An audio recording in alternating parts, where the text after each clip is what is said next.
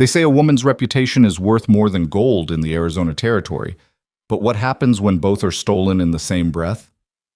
On a scorching afternoon in 1882, Lydia Hale learned that survival isn't about what you lose, it's about who's watching when you fall.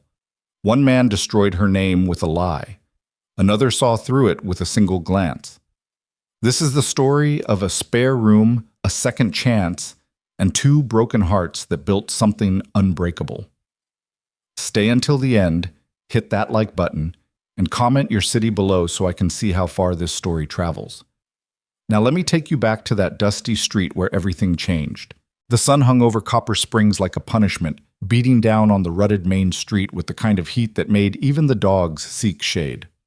It was the third week of August, and the Arizona desert showed no mercy. Dust devils spun lazy spirals at the edge of town, and the wooden sidewalks radiated warmth through boot leather.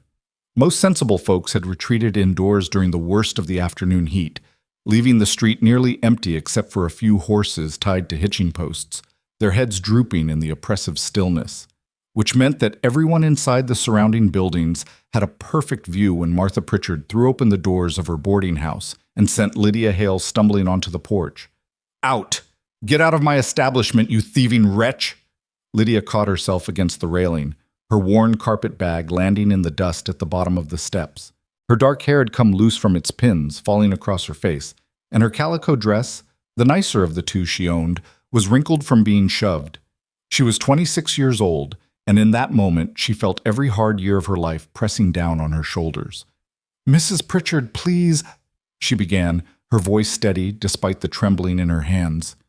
"Don't you please me." Martha was a formidable woman, built like a rain barrel and twice as sturdy, with iron-gray hair pulled back so tight it seemed to stretch her face. She stood in the doorway with her arms crossed, her expression carved from granite. "I won't have a thief under my roof, Mr. Thornton's pocket watch gone missing, and you the only one who cleans his room. The evidence speaks for itself. I never touched his watch." Lydia lifted her chin, meeting the older woman's eyes directly. "I've never stolen anything in my life." "That's what they all say." Martha sniffed, her mouth puckering like she'd bitten into something sour. "Mr. Thornton is a respected businessman in this town. You're just a—" She paused, letting the silence fill with implication. "A woman with no people, no references, and now no employment. Who do you think folks will believe?" Behind Martha's substantial form, other faces appeared in the boarding house windows. Mrs. Chen, the laundress, the Pritchard daughters, their eyes wide with excitement at the scandal. Even Mr. Jameson, the clerk who'd always been kind enough to tip his hat to Lydia, though he quickly looked away when she met his gaze. "My things," Lydia started, "are right there in that bag. Everything you came with. I'll not be accused of keeping what's yours, though it's more charity than you deserve." Martha stepped back into the doorway. "You'll find no welcome in this town, Miss Hale. A woman who steals from her betters has no place in decent society." The door slammed with a finality that echoed down the empty street. Lydia stood on the porch for a moment, her heart pounding against her ribs like a bird trying to escape a cage. She could feel the eyes on her, from the boarding house, from the general store across the way, from the telegraph office and the bank. The weight of their judgment was almost physical, pressing against her skin. She descended the steps carefully, as if moving through water, and bent to retrieve her carpet bag. It wasn't heavy. Everything she owned in the world, 2 dresses, a spare set of undergarments, a hairbrush, a small tin of her mother's letters, and the cameo brooch that was the last remnant of better days, fit into one small bag. The irony wasn't lost on her. She was being accused of theft when she owned so little that stealing would have been laughable if it weren't so tragic. Lydia began walking, her spine straight and her head up, though everything in her wanted to crumble. She'd learned long ago that showing weakness only invited more cruelty. The street stretched before her like a gauntlet, each step deliberate and measured. She didn't look at the faces in the windows. She didn't acknowledge the whispers that followed in her wake, like the dust stirred by her skirts. She had no plan, no destination. The boarding house had been her home for 8 months, ever since she'd arrived in Copper Springs from Denver, running from a different kind of trouble. She had $14.60 to her name, saved from her wages. The next town was 30 miles east, and the stage fare was more than she had. The general store's shadow fell across her path, offering a moment's relief from the brutal sun. Lydia paused there, pressing her back against the wall, her bag clutched to her chest. She closed her eyes and allowed herself one moment, just one, of pure despair. She knew exactly what had happened, of course. She wasn't naive. Howard Thornton had arrived in Copper Springs 2 months ago, a prosperous merchant from San Francisco looking to expand his import business into the territories. He'd taken the best room at the boarding house, the one with the view of the mountains and the private washstand. He wore expensive suits and had soft hands that had never done real work. And he'd taken an immediate interest in Lydia. At first she'd thought it was just the usual attention men sometimes paid her. Her mother had been beautiful, and Lydia had inherited her dark eyes and delicate features, though life had hardened them some. She'd deflected his compliments politely, maintained proper distance, done nothing to encourage him. But Howard Thornton wasn't a man accustomed to being refused. The advances had grown more persistent, a hand on her arm that lingered too long, invitations to dinner that she declined, questions about her circumstances that probed too deeply. And then 3 days ago, he'd cornered her in the upstairs hallway when she was changing the linens in the rooms. "A woman in your position could benefit from a generous patron," he'd said, standing too close, blocking her path. His breath had smelled of cigars and whiskey, even though it was only mid-morning. "I could set you up in a little house, nice dresses, security. All you'd have to do is be appreciative." Lydia had looked him straight in the eye. "I'd rather starve, Mr. Thornton." His expression had changed then, the veneer of genteel charm falling away to reveal something cold and mean underneath. "You'll regret that." She'd pushed past him, her skin crawling where his hand had brushed her waist, and she'd avoided him ever since. But she should have known, should have anticipated, that a man like that wouldn't simply accept rejection. Men with money and influence rarely did. The pocket watch was just the weapon. The accusation was the revenge. And now she was here, homeless and ruined, while Howard Thornton no doubt sat in his comfortable room, satisfied that he'd taught her the price of refusing him. Lydia opened her eyes and straightened. The despair was still there, a tight knot in her chest, but she pushed it down. She'd survived worse. She'd survived her father's death when she was 12. She'd survived her mother's slow decline into illness and poverty. She'd survived the cholera outbreak in Denver that had taken her closest friend. She'd survived the journey west with barely enough money for food. She would survive this too. Somehow. The street remained largely empty, the heat keeping most people indoors. Lydia began walking again, heading toward the edge of town without any clear purpose except to escape the eyes and whispers. Maybe she could find work at one of the outlying ranches. Maybe someone needed a cook or a seamstress, or someone to help with washing. Maybe, "Ma'am?" The voice was deep and quiet, coming from her left. Lydia's steps faltered, and she turned to find a man standing in the shade of the livery stable. One shoulder leaned against the rough wood of the building. He was tall, well over 6 feet, with broad shoulders and a rancher's build, all lean muscle and weathered strength. His hat was pushed back slightly, revealing dark hair threaded with gray at the temples, and his face was all hard angles and sun-bronzed skin. He wore simple work clothes, denim pants, a cotton shirt with the sleeves rolled up, dust on his boots, and he studied her with eyes the color of storm clouds. Lydia's first instinct was wariness. Strange men in frontier towns didn't speak to unaccompanied women without reason, and those reasons were rarely good. She tightened her grip on her carpetbag. "Sir?" Her tone was cool, discouraging. He pushed away from the wall, moving with an unhurried grace that suggested a man comfortable in his own skin. As he stepped into the light, she could see him more clearly. He was perhaps 40, maybe a few years older, with lines around his eyes that spoke of squinting into sun and distance. There was something about his face, a quietness, a gravity, that made her pause rather than immediately walk away. "I couldn't help but notice your situation." He nodded toward the boarding house behind her. Heat flooded Lydia's cheeks, shame and anger mixing in equal measure. "I'm sure the whole town noticed. That was rather the point." Wasn't asking about the town's opinion. His voice remained level, unbothered. "Asking about yours." The unexpected response caught her off guard. She studied him more carefully, looking for the signs she'd learned to recognize: the predatory gleam, the assumption of superiority, the expectation of gratitude. But his expression was unreadable. His posture relaxed but respectful, maintaining a proper distance. "My opinion," she said carefully, "is that I need to find somewhere else to be." He nodded slowly as if this was a reasonable assessment.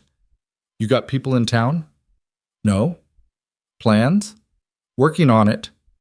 The corner of his mouth twitched, not quite a smile, but something close to acknowledgement.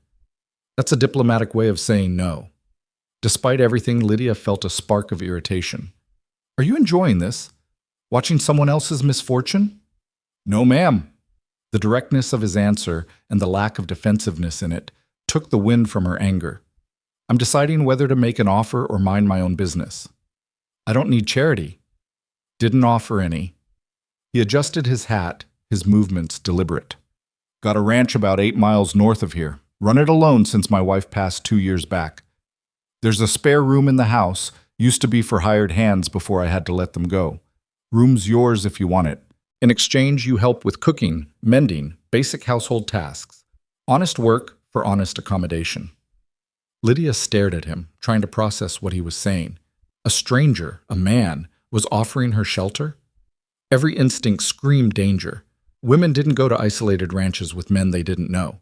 That was how they ended up ruined, or worse, or simply disappeared into the vastness of the territory with no one to notice or care. "I don't even know your name," she said. "Ethan Cole." He didn't offer his hand, seeming to understand that she wouldn't take it. "Own the Triple Creek Ranch. You can ask anyone in town about me. I'm no angel, but I'm no devil either. Had the same ranch for 15 years, been in this territory my whole life. There's a lock on the spare room door. You'd have privacy. I'm not asking for anything improper, and I'm not offering anything but what I said. Work in exchange for a roof." "Why?" The question burst from her before she could stop it. "You don't know me. You don't know if I'm actually a thief or not." Ethan was quiet for a moment, his gaze steady on her face. When he spoke, his voice was softer. "I know what I saw. Saw you walk out of that boarding house with your head up even though you were humiliated. Saw you keep your dignity when it would have been easier to cry or rage. That tells me more about your character than any accusation from a man in a fancy suit. You saw what happened. Was across the street at the smithy, heard the whole thing." He paused. "Also heard Thornton bragging at the saloon last week about how he was going to teach some uppity woman her place. Didn't take much to figure out who he meant when I saw you thrown out today." The validation, the simple acknowledgement that she'd been wronged, hit Lydia with unexpected force. Her throat tightened and she had to blink rapidly to keep tears from forming. She'd expected to carry this alone, to have everyone believe the lie simply because Howard Thornton had money and influence. "I never touched his watch," she whispered. "Didn't think you did." Ethan's tone remained matter-of-fact, as if her innocence was obvious and unremarkable. "Man like that doesn't care about a watch. Cares about power, about making sure a woman who said no pays for it." They stood in silence for a moment, the heat pressing down around them. From somewhere down the street came the sound of a piano being tuned, the discordant notes drifting through the still air. A wagon rattled past, the driver carefully not looking in their direction. Lydia's mind raced through her options. She could refuse Ethan Cole's offer, could try to make it on her own, could use her meager savings to what? Sleep under the stars until the money ran out? Try to find work in a town where everyone now believed she was a thief? Walk 30 miles to the next settlement with no guarantee of anything better? Or she could accept help from a stranger who might be exactly what he claimed, a widower who needed help and was offering fair exchange, or might be something far more dangerous. "How do I know I can trust you?" she asked quietly. Ethan considered this, his expression thoughtful. "You don't. Same way I don't know if you'll rob me blind or burn down my house. Trust isn't something you know, it's something you build or you don't. I can tell you I'll keep my word, can tell you I'll respect your space and person, but words are easy. Actions are what matter." "That's not particularly reassuring." "No," he agreed. "I suppose it's not. But it's honest, which counts for something." He straightened, preparing to leave. "Offer stands if you want it. I'll be at the livery for another hour. getting my horse shod. After that, I'm heading home. You decide you want to take the chance, you're welcome to ride out with me. You decide you don't, I'll respect that too and wish you well." He turned to go, then paused. "One more thing. The work's real. I'm not looking for easy labor or someone to take advantage of. Ranch is struggling some since I lost my hands. Can't afford to pay wages right now, which is why I'm making the offer I am. You'll earn your keep, and it won't always be pleasant, but you'll be safe, and you'll be treated with respect. That's my word for what it's worth to you." With that, he walked away, his long stride carrying him back toward the livery stable. Lydia watched him go, her mind a whirl of confusion and calculation and desperate hope that she didn't want to acknowledge. She looked down at her carpet bag, at the boarding house behind her, at the town that had already judged and condemned her. She thought about Howard Thornton's satisfied smirk, about Martha Pritchard's righteous anger, about all the people who'd watched her fall and done nothing. Then she thought about Ethan Cole's steady gray eyes, about the way he'd spoken to her like she was a person worthy of respect rather than an object of pity or scorn, about the fact that he'd asked nothing of her except honest work, had offered her agency even in his proposal. It was foolish. It was dangerous. It was possibly the worst decision she could make. But then again, staying in Copper Springs was impossible, and she had nowhere else to go. Lydia took a deep breath, adjusted her grip on her bag, and began walking toward the livery stable. The interior of the stable was blessedly cool after the harsh sunlight, smelling of hay and horse and leather. Her eyes took a moment to adjust to the dimness. She could hear voices from the back. Ethan Cole speaking in low tones to someone, probably the blacksmith. She waited, her resolve wavering with each passing second. This was insane. She should leave. She should find another way. But there was no other way. Footsteps approached, and Ethan emerged from the shadows leading a large bay horse, freshly shod. He saw her standing there and stopped, his expression carefully neutral. "Made a decision?" he asked. Lydia nodded, not trusting her voice. "And?" She forced herself to meet his eyes. "I'll take your offer, Mr. Cole. With conditions." Something that might have been approval flickered across his face. "I'd expect nothing less." "What conditions?" "The lock on the door you mentioned. It works?" "It works." "And you give me your word that you'll respect my privacy and person? That this is truly just an arrangement for labor in exchange for accommodation?" "You have my word. If I find the situation unsuitable, I'm free to leave at any time?" "Any time. I'll even drive you back to town myself if you want." Lydia studied him, looking for any sign of deception, any hint of the cruel amusement Howard Thornton had shown. But Ethan Cole's face remained open, patient, waiting for her decision without pressure or manipulation. "All right," she said quietly. "Then I accept." He nodded once, as if they'd just concluded a business transaction, which she supposed they had. "I've got a wagon around the side. We can load your bag and head out. It's about a 2-hour drive to the ranch." As they walked out of the stable, Lydia caught sight of faces in windows again, watching. She wondered what new rumors would spread now, the disgraced thief leaving town with the reclusive widower. Let them talk. Their opinions had already destroyed her reputation. There was nothing left for them to take. The wagon was simple but sturdy, with a bench seat and a bed for supplies. Ethan helped her up, his hand brief and impersonal on her elbow, then climbed up beside her. He kept a respectful distance between them on the seat, she noticed. The reins were well worn but cared for, and the horse that pulled the wagon looked healthy and strong. As they started moving, leaving Copper Springs behind, Lydia allowed herself one look back. The town shimmered in the heat, already feeling like something from another life. She'd arrived here 8 months ago, hoping for a fresh start, for a place to finally feel safe and build something stable. Instead, she'd learned the same lesson she'd learned everywhere else. The world wasn't safe for women alone. Protection was an illusion. Reputation could be destroyed in a moment by a man's wounded pride. She turned forward, watching the road ahead as it stretched into the desert landscape. Beside her, Ethan Cole drove in comfortable silence, not trying to fill the space with empty conversation or false reassurance. "You'll want to cover your head," he said after a while, nodding toward the sun. "It's fierce this time of day." Lydia hadn't brought a bonnet.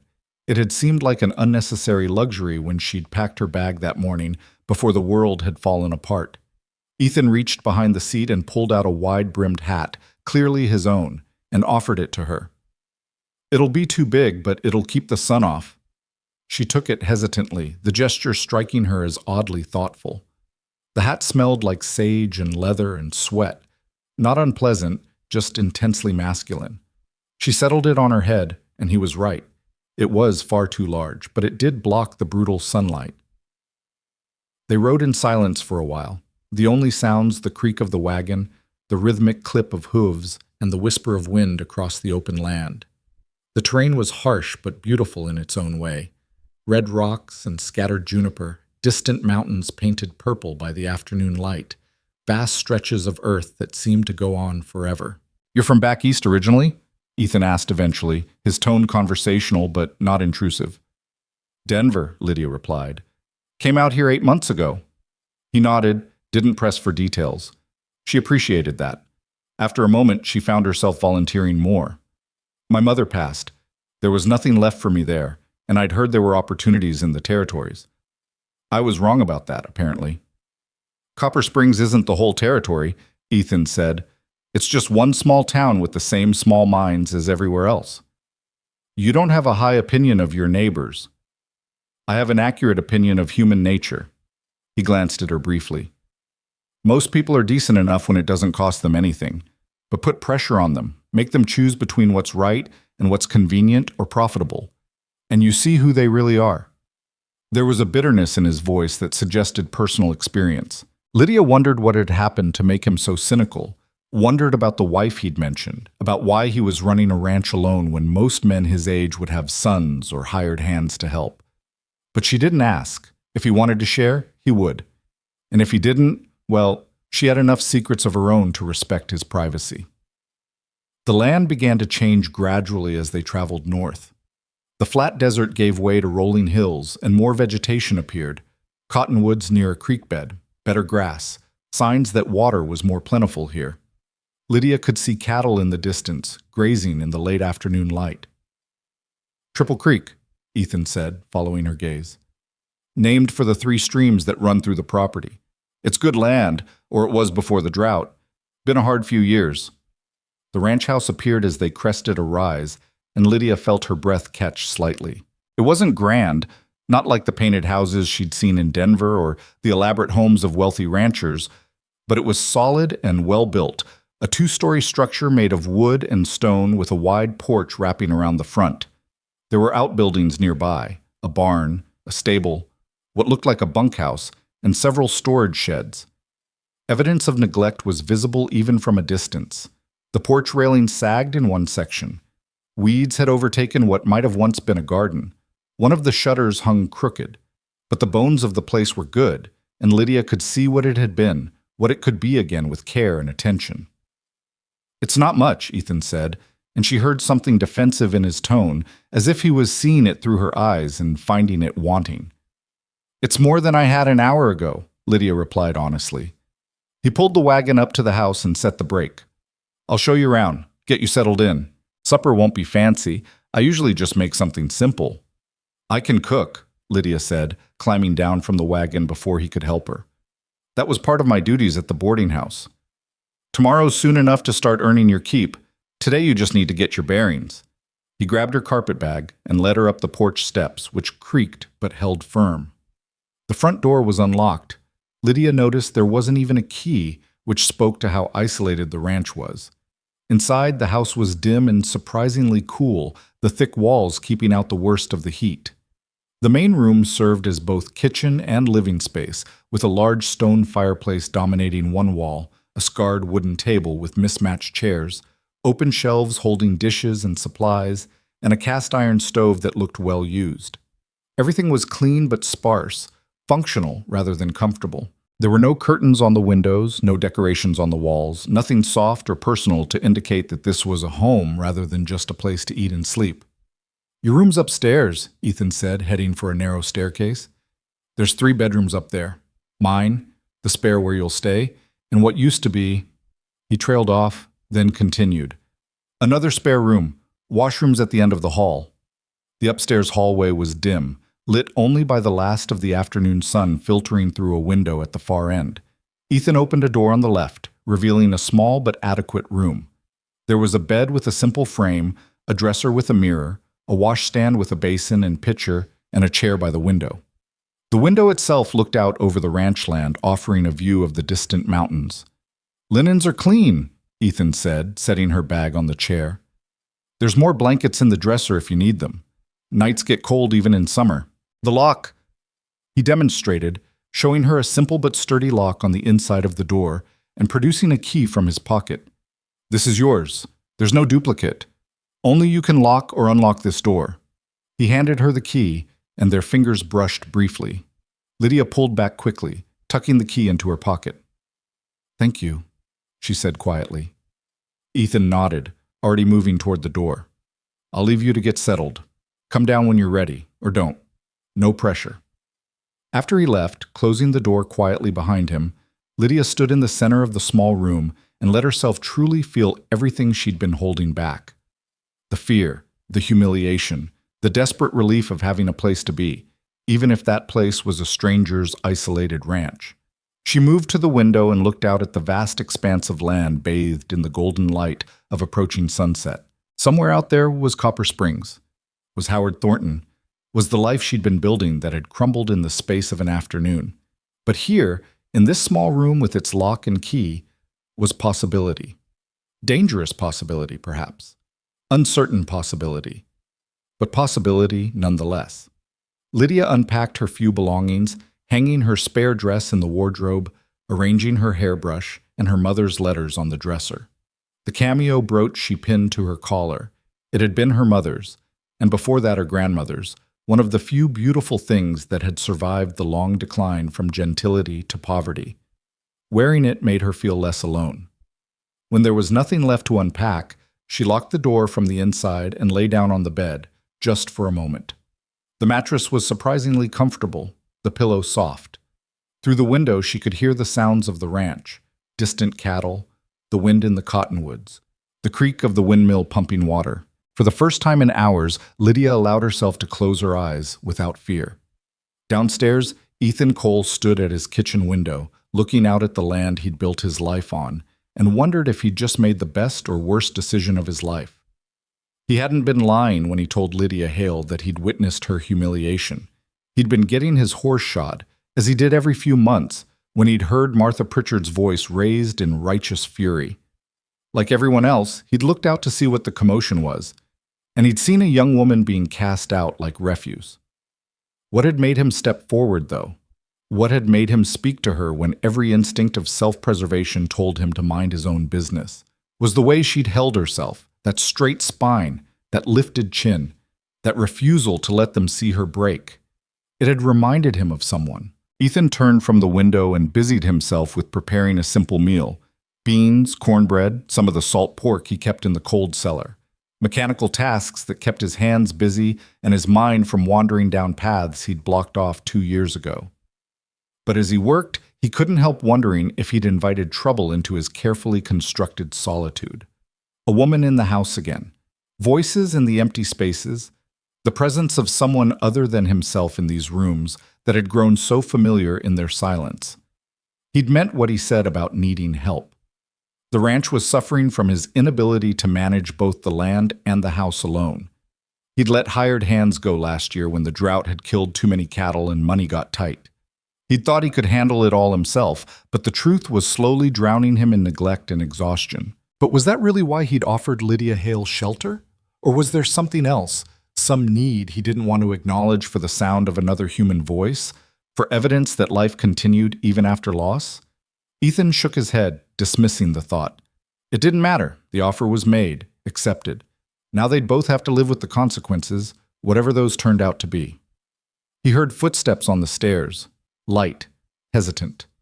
Lydia appeared in the doorway, her hair now properly pinned, her face composed.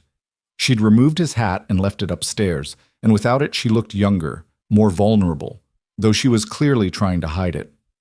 "Smells good," she said quietly. "It's just beans."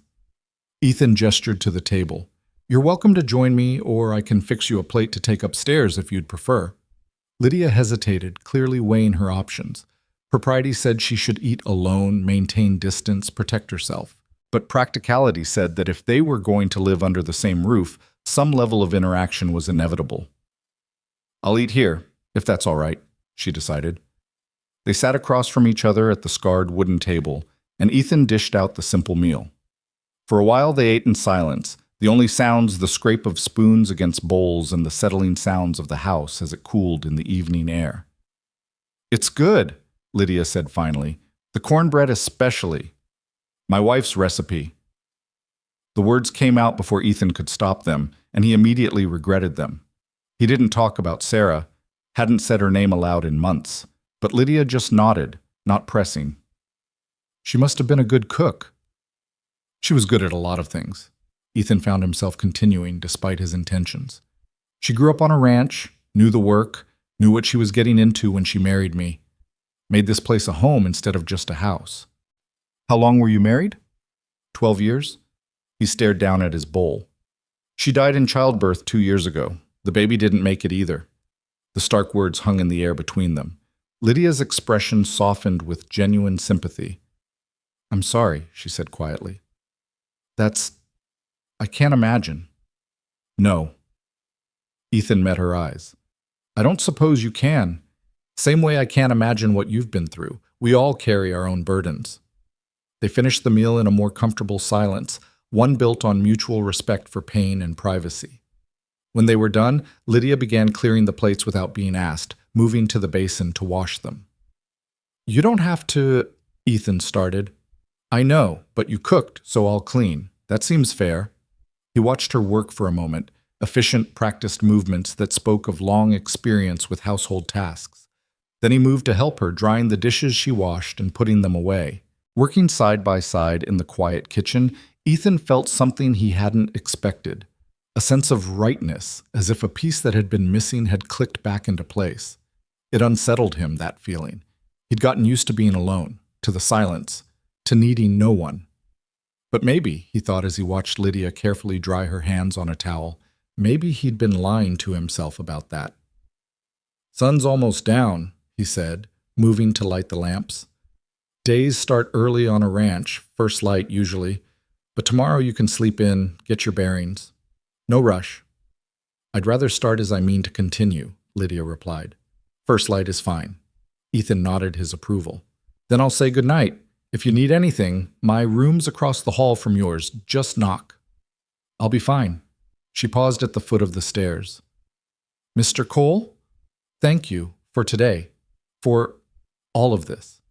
"It's just a fair arrangement," he said gruffly, uncomfortable with gratitude. "Nothing to thank me for." But as she climbed the stairs and he heard the soft click of her door lock engaging, Ethan knew that wasn't entirely true. It wasn't just a fair arrangement. It was a second chance, for both of them, at something neither had dared to hope for. Whether that something was simply survival or something more, only time would tell. The first morning came earlier than Lydia expected. She woke to the sound of a rooster crowing somewhere in the distance, the sky outside her window still more gray than blue. For a moment she forgot where she was. The unfamiliar ceiling, the different quality of light, the absence of Mrs. Pritchard's boarding house sounds. Then memory returned in a rush. The accusation, the humiliation, Ethan Cole's unexpected offer. She dressed quickly in the dim pre-dawn light, braiding her hair and pinning it up securely.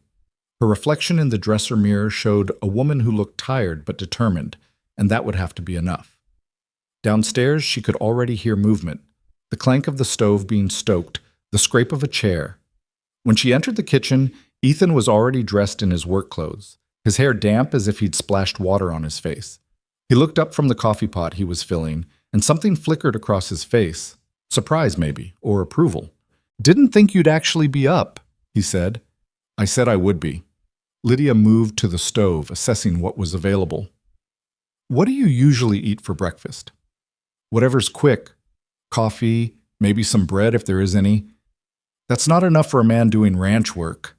She opened the cold cellar door, peering inside. There were eggs, some bacon, potatoes from last year's harvest starting to sprout. "Sit down. I'll make something proper." Ethan looked like he wanted to argue, but instead he poured 2 cups of coffee and sat at the table, watching her move around his kitchen with the ease of someone who'd spent years preparing meals in unfamiliar spaces. Lydia worked efficiently, frying bacon in the cast-iron skillet, scrambling eggs with a bit of milk, slicing and frying potatoes until they were golden and crisp. The smell of cooking food filled the kitchen, and she saw Ethan's expression change, something almost like pain crossing his features before he looked away. "Your wife used to make breakfast," Lydia said quietly. It wasn't a question. "Every morning." His voice was rough. "Haven't had a real breakfast in a long time." Lydia set a full plate in front of him, then fixed one for herself and sat down across the table. They ate in silence for a while, but it wasn't uncomfortable. Outside, the sky was beginning to lighten, painting the distant mountains in shades of pink and gold. "This is good," Ethan said finally. "Thank you. It's just eggs and bacon." "It's more than that." He met her eyes. "It's the first time this house has felt like, well, it's good." After breakfast, Ethan showed her around the ranch properly.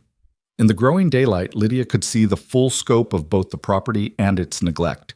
The barn needed repairs, several fence lines were down, and the vegetable garden that Sarah Cole had apparently once tended was now completely overrun with weeds. "I know it's a lot," Ethan said, following her gaze. "I've been trying to keep up with the essential work, the cattle, the water systems, the major repairs, but everything else has just fallen by the wayside," Lydia finished. "I understand. You can't do everything alone." "No," he agreed. "I'm learning that." They worked out a division of labor as they walked.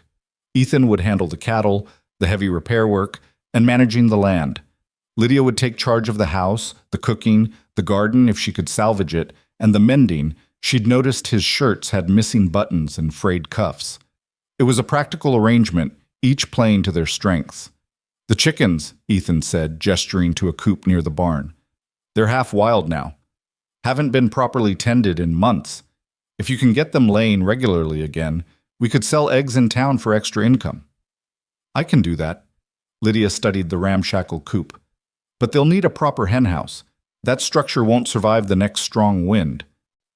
"Add it to the list." Ethan's tone was dry but not dismissive. "Everything needs fixing or replacing. Pick your battles." Over the next few days, they fell into a routine. Lydia woke before dawn to make breakfast, then tackled the house while Ethan worked the land. The first day, she scrubbed the kitchen from top to bottom, washing dishes that hadn't been properly cleaned in who knew how long, scouring the stove, sweeping and mopping the floors. The second day, she moved to the living area, beating dust from the furniture, washing windows, bringing order to chaos. Ethan came in for lunch on the third day to find her standing on a chair, scrubbing the high shelves. "You don't have to do all this," he said, watching her work. "Yes, I do." Lydia didn't stop scrubbing. "I can't live in filth, and neither should you. Besides, we agreed. I work for my keep. This is work." Sarah used to say the same thing. The words slipped out, and Ethan looked surprised at himself. Said a clean house was a sign of respect for yourself and anyone who lived there with you. Lydia climbed down from the chair, wiping her hands on her apron. She was right. A house should be a sanctuary, not just a place to collapse at the end of the day. Something in Ethan's expression shifted, became more open. "Would you like to see your garden? What's left of it?" They walked out together into the afternoon heat. The garden plot was larger than Lydia had initially realized, probably a quarter-acre, surrounded by a fence that was mostly intact. Inside, weeds rioted among the remnants of what had once been carefully tended rows. "She grew everything," Ethan said, his voice distant with memory. "Vegetables, herbs, even flowers.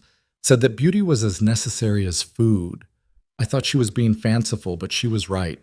Coming home to see her working here, surrounded by growing things, it made the hard days easier." Lydia knelt and pulled up a handful of weeds, revealing the dried stalks of what had been tomato plants. Some of the perennials might still be viable. The asparagus bed, if she had one, maybe some of the herbs. And it's not too late to plant a fall garden, lettuce, radishes, carrots, greens. "You know gardening?" "My mother gardened. We had a small plot behind our house in Denver. It was one of the things that kept us fed when money was tight.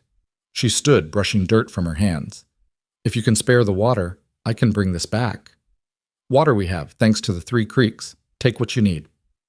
Over the following week, Lydia worked the garden in the early mornings and late afternoons when the sun was less brutal. She cleared weeds, turned soil, discovered that Sarah Cole's asparagus bed was indeed still alive, just dormant. She found a cache of saved seeds in the barn, beans, squash, lettuce, carrots, all carefully labeled in neat handwriting that made Lydia's throat tight. These were Sarah's seeds, Sarah's careful preparations for a future she'd never see. "Should I plant them?" she asked Ethan one evening at dinner. "Or would you rather I didn't?" He was quiet for a long moment, staring at the small packets she'd laid on the table. Then he picked up the beans, turning the packet over in his weathered hands. "She saved these for growing, not for keeping as relics," he said finally. "Plant them. She'd want the garden to live, even if she couldn't." Lydia planted the seeds the next day, her hands gentle with the precious cargo. As she worked, she found herself talking to the absent Sarah, telling her about the weather, about how Ethan was doing, about the house and the plans Lydia had for fall preserving if the garden produced. It should have felt foolish, talking to a dead woman. But somehow it didn't. It felt like a kind of bridge, a way of honoring what had been while building toward what might be.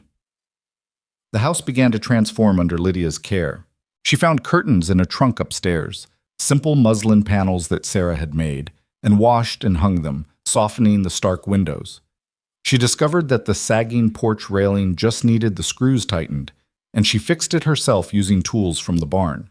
She organized the pantry, taking inventory of supplies, making lists of what they needed. "You're running this place like a military campaign," Ethan observed one evening, seeing her carefully written lists. "Someone has to." Lydia made another notation. "We're low on flour, completely out of sugar, and the salt pork won't last another month. I can make soap from the fat drippings, but we'll need lye. And those chickens need calcium, crushed oyster shells if we can get them, or I'll have to bake and crush eggshells." Ethan leaned back in his chair, something that might have been amusement in his eyes. "You've given this a lot of thought." "I've run a household before. It's just logistics and planning." She tapped the list with her pencil. "But it requires resources. I know money is tight, but these are necessities, not luxuries. Make a list of everything we need for the next month. I'll take you into town on Saturday. We can stock up, and you can show your face. Let people see you're doing fine." Lydia's hand stilled on the paper. She hadn't been back to Copper Springs since the day of her disgrace. The thought of returning, of facing those judgmental stares and whispered comments, made her stomach clench. "I don't need to go into town," she said carefully. "You can do the shopping." "Could," Ethan agreed. "But I won't." "You didn't do anything wrong, Lydia. Walking around like you're ashamed just confirms their lies. You go in with your head up, same as you walked out of that boarding house. Show them you're not broken." "I'm not sure I'm that brave." "Yes, you are." His tone was matter-of-fact. "You get up every morning and work until you're exhausted. You've turned this house around in 2 weeks. You face a stranger's isolated ranch without knowing if you'd be safe. That's brave. Going into town is just showing up." Saturday came too quickly. Lydia dressed in her better dress, pinned her mother's cameo at her throat like armor, and climbed into the wagon beside Ethan. Her hands were clenched tight in her lap, her spine rigid with tension. "Breathe," Ethan said quietly as they approached the town. "Remember, you've done nothing wrong. That's the truth. And truth doesn't change just because small people tell lies." The streets of Copper Springs were busy with Saturday shoppers. Lydia felt the stares as soon as they arrived, heard the whispers start like wind through grass. Ethan helped her down from the wagon, his hand steady on her elbow, and they walked into the general store together. The conversation inside died the moment they entered. Mr. Hartley, the store owner, looked up from his ledger, his expression conflicted. Behind the counter, his wife's face hardened with disapproval. "Ethan," Mr. Hartley said cautiously, "didn't expect to see you today. Need supplies." Ethan handed over Lydia's carefully prepared list. "Everything on there, plus 20 pounds of flour and 10 of sugar." Mrs. Hartley's gaze fixed on Lydia with unconcealed hostility. "I'm surprised you'd bring her here, Ethan, after what she did." "After what was done to her, you mean?" Ethan's voice was calm but firm. Miss Hale was falsely accused by a man seeking revenge. I was there. I know what happened. You can't possibly believe, Mrs. Hartley started. I know what I saw and heard. Howard Thornton is a vindictive coward who couldn't handle being refused. He manufactured an accusation to destroy an innocent woman's reputation. Ethan met the woman's eyes steadily. And this town was all too ready to believe him because it was easier than standing up for what's right. The silence in the store was profound. Lydia stood frozen, hardly daring to breathe. No one had defended her, not since this nightmare began. And here was Ethan Cole, practically a stranger, speaking truth to a room full of people who wanted to believe the lie. Mr. Hartley cleared his throat uncomfortably. Well, that is, we don't know all the circumstances. No, Ethan interrupted. You don't, but you were willing to condemn anyway. Now, are you going to fill this order, or do I need to take my business to the next town? No, of course I'll fill it. Mr. Hartley took the list with shaking hands. Give me a few minutes. While they waited, Lydia became aware of other people entering the store. Mrs. Chen, the laundress from the boarding house, and behind her, surprisingly, Mr. Jameson, the clerk who'd looked away during her humiliation. Mrs. Chen approached hesitantly. Miss Hale, she said quietly, I want you to know, I never believed it. You were always honest, always kind. What Martha did to you was wrong. Then why didn't you say something? The words came out sharper than Lydia intended, but she couldn't help it. Why did you just stand there? Mrs. Chen's eyes filled with tears. Because I'm a Chinese woman in a white town, and I have children to feed. Speaking up would have cost me everything. I'm not proud of my silence, but I'm not strong like you. The honest answer deflated Lydia's anger. She understood survival, understood the impossible choices women had to make in a world that gave them so little power. I understand, she said finally. Thank you for saying something now. Mr. Jameson stepped forward next, hat in hand. Miss Hale, I owe you an apology. I knew Howard Thornton was lying. I'd heard him at the saloon too, making threats. But I said nothing because I'm a coward, I suppose. I'm sorry for that. Thank you, Mr. Jameson. Lydia's voice was stiff but not unkind. By the time their supplies were packed and loaded, a small crowd had gathered outside the store. Some faces were still hostile, but others had shifted, doubt creeping in where certainty had been, shame replacing self-righteousness. Martha Pritchard stood across the street, her arms crossed, her expression sour. Lydia met her gaze directly, refusing to look away, and eventually it was Martha who turned aside, disappearing into her boarding house. On the ride home, Lydia felt something loosening in her chest. Not quite relief, but perhaps the beginning of it. You didn't have to do that, she said to Ethan. Defend me like that. It could damage your reputation too. My reputation can handle it, and someone needed to tell the truth. He glanced at her. Besides, I meant what I said. What happened to you was wrong. I won't pretend otherwise just to keep the peace. Why? The question burst out of her. Why do you care? You barely know me. Ethan was quiet for a long moment, the wagon wheels creaking rhythmically beneath them. When Sarah died, he said finally, this whole town came to pay respects, brought food, offered help, said all the right things, but within a month they'd all gone back to their lives. I was drowning in grief and work, and no one noticed or cared because I was just expected to handle it alone. That's when I learned that most people's kindness is shallow. It only extends as far as convention requires. He adjusted the reins, his jaw tight. So when I see someone being destroyed by gossip and lies, someone who's alone like I was, I remember what it felt like. And I can either be like everyone else and look away, or I can do what I wish someone had done for me. It's that simple. Lydia felt tears prick her eyes and blinked them away furiously. Thank you, she whispered. Don't thank me for basic decency. But his voice was gentler now. Just keep your head up and keep going. That's all any of us can do. The weeks continued to pass, each one settling them deeper into their shared routine. Lydia's garden began to flourish under her care, green shoots pushing up through the dark soil. The chickens, properly fed and tended, started laying regularly again. She made soap, mended clothes, put up preserves from the wild berries she found near the creek. In the evenings, after dinner, they fell into a habit of sitting on the porch while the sun set, watching the land cool and settle into night.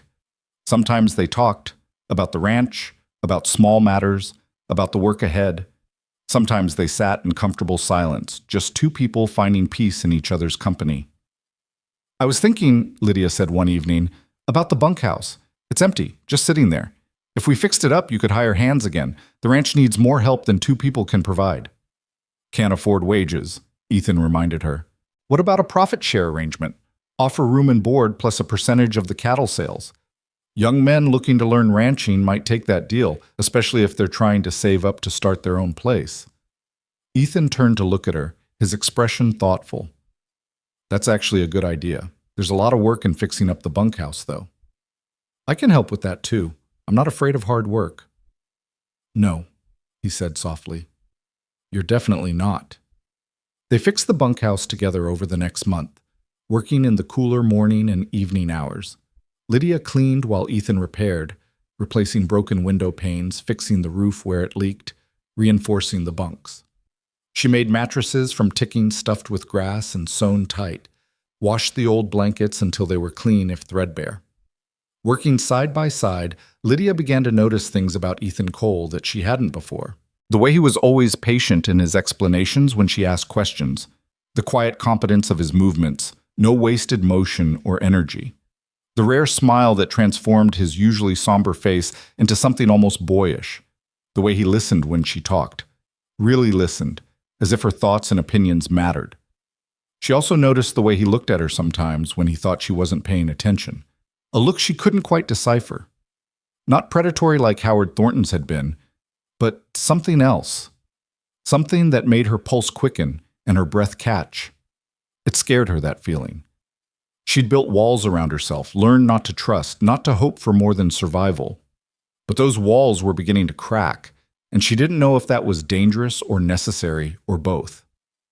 One evening, as they worked together painting the bunkhouse walls, Ethan's hand brushed hers on the paintbrush handle.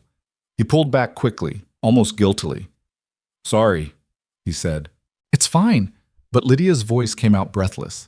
They continued working in silence, but something had shifted in the air between them, a tension that was both uncomfortable and electric. When they finished for the night and walked back to the house, the distance between them felt simultaneously too great and not nearly enough. That night, lying in her locked room, Lydia stared at the ceiling and acknowledged a truth she'd been avoiding. She was developing feelings for Ethan Cole, real feelings, beyond gratitude or partnership. She was drawn to his quiet strength, his fundamental decency, his dry humor, and surprising gentleness. But what terrified her most was the suspicion, growing stronger each day, that he might be feeling the same way about her. And if that was true, then what they had created here, this careful balance of respect and distance, was about to become infinitely more complicated. The next morning, Lydia woke to find a bouquet of wildflowers on the kitchen table. Prairie asters and black-eyed Susans arranged in a mason jar. No note, no explanation, but she knew they were from Ethan. She'd seen him ride out early, had heard him return. She touched the petals gently, her heart doing something complicated in her chest. Sarah used to say that beauty was as necessary as food. Ethan remembered that, and he'd brought beauty to Lydia, not because she asked, but because he wanted to. When he came in for breakfast, neither of them mentioned the flowers. But Lydia made his favorite meal, eggs scrambled just so, crispy potatoes, fresh biscuits with butter and berry jam. And when their eyes met across the table, something passed between them that didn't need words. The understanding that they were building something here. Something that went beyond their practical arrangement. Something that might be friendship, might be more, might be a second chance at happiness for two people who'd learned not to expect such things. It was terrifying and wonderful and inevitable, like watching a storm gather on the horizon. You couldn't stop it, couldn't change its course. You could only decide whether to run for shelter or stand in the rain. Lydia chose to stand. The storm came 3 weeks later, but not from the sky. Lydia was in town alone, having convinced Ethan that she could handle the weekly supply run by herself. She needed to prove, to herself as much as to him, that she could face Copper Springs without needing protection. The trip had gone smoothly enough. Mr. Hartley had been cordial, several townspeople had nodded politely, and she'd even had a brief, pleasant conversation with Mrs. Chen about a sewing project. She was loading the last of the supplies into the wagon when she heard the voice that still haunted her nightmares. "Well, well, the little thief returns." Howard Thornton stood behind her, impeccably dressed as always, his smile cold and satisfied. Lydia's hands froze on the flour sack she'd been lifting, her heart suddenly pounding so hard she could hear it in her ears. "Mr. Thornton," she kept her voice level, refused to let him see her fear. "Excuse me, I need to finish loading. I heard you've been living out at the coal place." He stepped closer, too close, invading her space in a way that made her skin crawl. "Playing house with the widower. How enterprising of you. Though I suppose when you've already ruined your reputation, there's no point in propriety. My arrangement with Mr. Cole is honest work for honest accommodation. Not that you'd understand the concept of honesty." The words were out before she could stop them, reckless and dangerous. Thornton's expression darkened, his eyes narrowing. "Careful, girl. You're in no position to insult your betters." "My betters?" Lydia turned to face him fully, anger overriding caution. "You're a liar and a coward who destroys people's lives because your pride was wounded. That doesn't make you better than anyone." Thornton's hand shot out and grabbed her wrist, his fingers digging in painfully. "You're going to regret that mouth of yours. I destroyed you once. I can do it again, and this time I'll take Cole down with you." "Let go of me." Lydia tried to pull away, but his grip tightened. "I'll let go when I'm ready. You need to learn. The lady asked you to let go." The new voice was cold and hard, and Thornton's head snapped around to find Ethan Cole standing a few feet away. Lydia hadn't heard him approach, but he was there now, his posture deceptively relaxed, but his eyes deadly serious. "This is none of your concern, Cole," Thornton said, but his hand loosened on Lydia's wrist. When a man puts his hands on a woman against her will, it becomes everyone's concern. Let her go, now. For a moment, Lydia thought Thornton might refuse, might push this into an actual confrontation, but something in Ethan's expression, a quiet promise of consequences, made him release her wrist and step back. "This isn't over," Thornton said, his voice low and venomous. "You've made an enemy today, Cole. Both of you." "I'll survive." Ethan moved to stand beside Lydia, his presence solid and protective without being overbearing. "Now, unless you've got actual business here, I suggest you move along." Thornton's face flushed red with anger and humiliation, but he was smart enough not to escalate further. He turned and stalked away, his expensive boots clicking sharply on the wooden sidewalk. Lydia realized she was shaking. Ethan gently took the flour sack from her trembling hands and loaded it into the wagon himself. "You all right?" he asked quietly. "I'm fine. I shouldn't have said those things to him. I made it worse." "You told the truth. That's never wrong." Ethan helped her into the wagon seat, then climbed up beside her. "But he's right about one thing. He'll come after us now. We need to be prepared for that."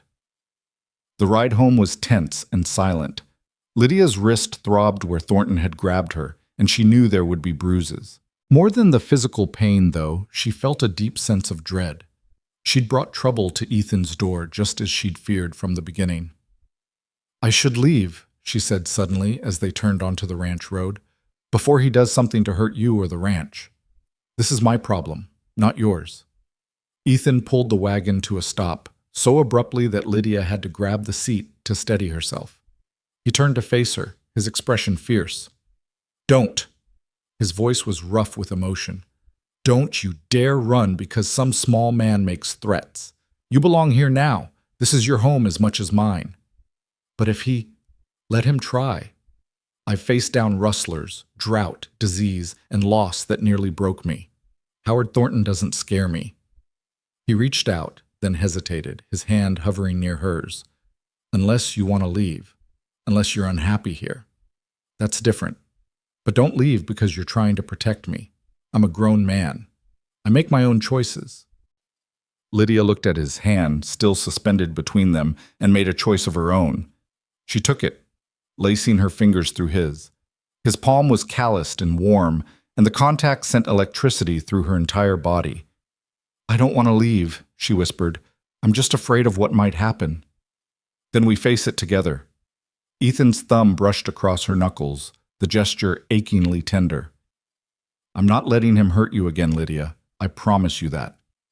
They sat there for a moment, hands joined, something profound shifting between them. Then Ethan released her hand and clicked to the horses, continuing toward home. But everything had changed in that brief contact, that shared promise. The trouble came faster than either of them expected. 3 days after the confrontation in town, a rider appeared at the ranch with an official-looking document. It was a complaint filed with the territorial marshal, claiming that Ethan was harboring a known thief and demanding her immediate removal from his property. "This is ridiculous," Ethan said, crumpling the paper in his fist. "Thornton has no legal standing to demand anything." "But he has influence," Lydia said, her voice hollow. "Money buys a lot in the territories. If he pushes this, if he gets the marshal involved, then we fight it. We tell the truth. The truth didn't matter before, Ethan. Why would it matter now?" She paced the kitchen, her mind racing. "He's going to keep doing this. He'll make your life hell until you give in and send me away. Every business dealing, every interaction with town, he'll poison it all." Ethan caught her shoulders gently, stopping her frantic movement. "Look at me." He waited until she met his eyes. "I have an idea. It's drastic and it's fast and you can say no. But it would solve this problem permanently." "What idea?" He took a deep breath. "Marry me." The words hung in the air between them, impossible and unexpected. Lydia felt her heart stop, then restart with a painful thud. "What?" "Marry me," Ethan repeated, his voice steadier now. "As my wife, you'd have legal protection, social standing. Thornton couldn't touch you, and any claims about impropriety would be silenced immediately." That's insane. We barely know each other. We've been living here for 2 months, and you want to...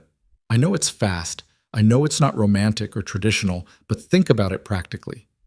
His hands were still on her shoulders, warm and grounding. "We work well together. We respect each other. We've built something here that functions. A marriage would just be making it official." "A marriage is more than a business arrangement, Ethan. I know that." Something flickered in his eyes, something that made Lydia's breath catch. "But it doesn't have to start as one. People have built real marriages from less. My grandparents had an arranged marriage. They grew to love each other over 50 years together. We'd have a foundation that a lot of couples don't. Mutual respect, shared purpose, genuine affection." "Affection," Lydia repeated, her voice barely a whisper. Ethan's hand slid down her arms, his touch sending shivers through her. "Did you think I brought you flowers just to be polite? Did you think I defended you in town out of pure principle? Lydia, I care about you. More than I planned to, more than I thought I could after Sarah. I'm not asking you to pretend feelings you don't have. But if there's any chance, any possibility that what's growing between us could become something real, then why not protect it? Why not give it a chance to survive?" Lydia's mind was spinning. Marriage. To Ethan Cole, the man who'd offered her shelter when she had nothing, who'd defended her honor, who'd shown her more kindness and respect in 2 months than most men showed in a lifetime. The man whose rare smiles made her heart race, whose quiet strength had become her foundation, whose presence had begun to feel like home. "I don't want you to marry me out of obligation," she said, "or as a solution to a problem. That's not fair to you." "What if I told you I'm not?" Ethan's voice dropped lower, more intimate. "What if I told you that I've been thinking about this for weeks, that having you here has made me feel alive again in a way I thought was gone forever, that I wake up looking forward to breakfast conversations and fall asleep hoping you'll still be here in the morning?" "Ethan, I'm not Sarah. You're not a replacement for her, but you're someone who makes me want to try again, want to build something new, want to believe that happiness is possible more than once in a lifetime." He cupped her face in his hands, his touch reverent. "So yes, marrying you would solve a practical problem. But it's not just about that. It's about choosing you, choosing us, choosing to fight for what we're building instead of letting someone like Thornton destroy it." Lydia felt tears sliding down her cheeks.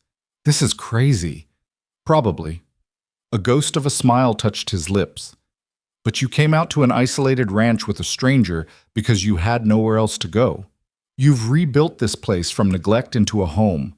You stood up to Thornton even knowing the cost. You're not afraid of crazy when it's necessary. What if it doesn't work? What if we make this choice and regret it?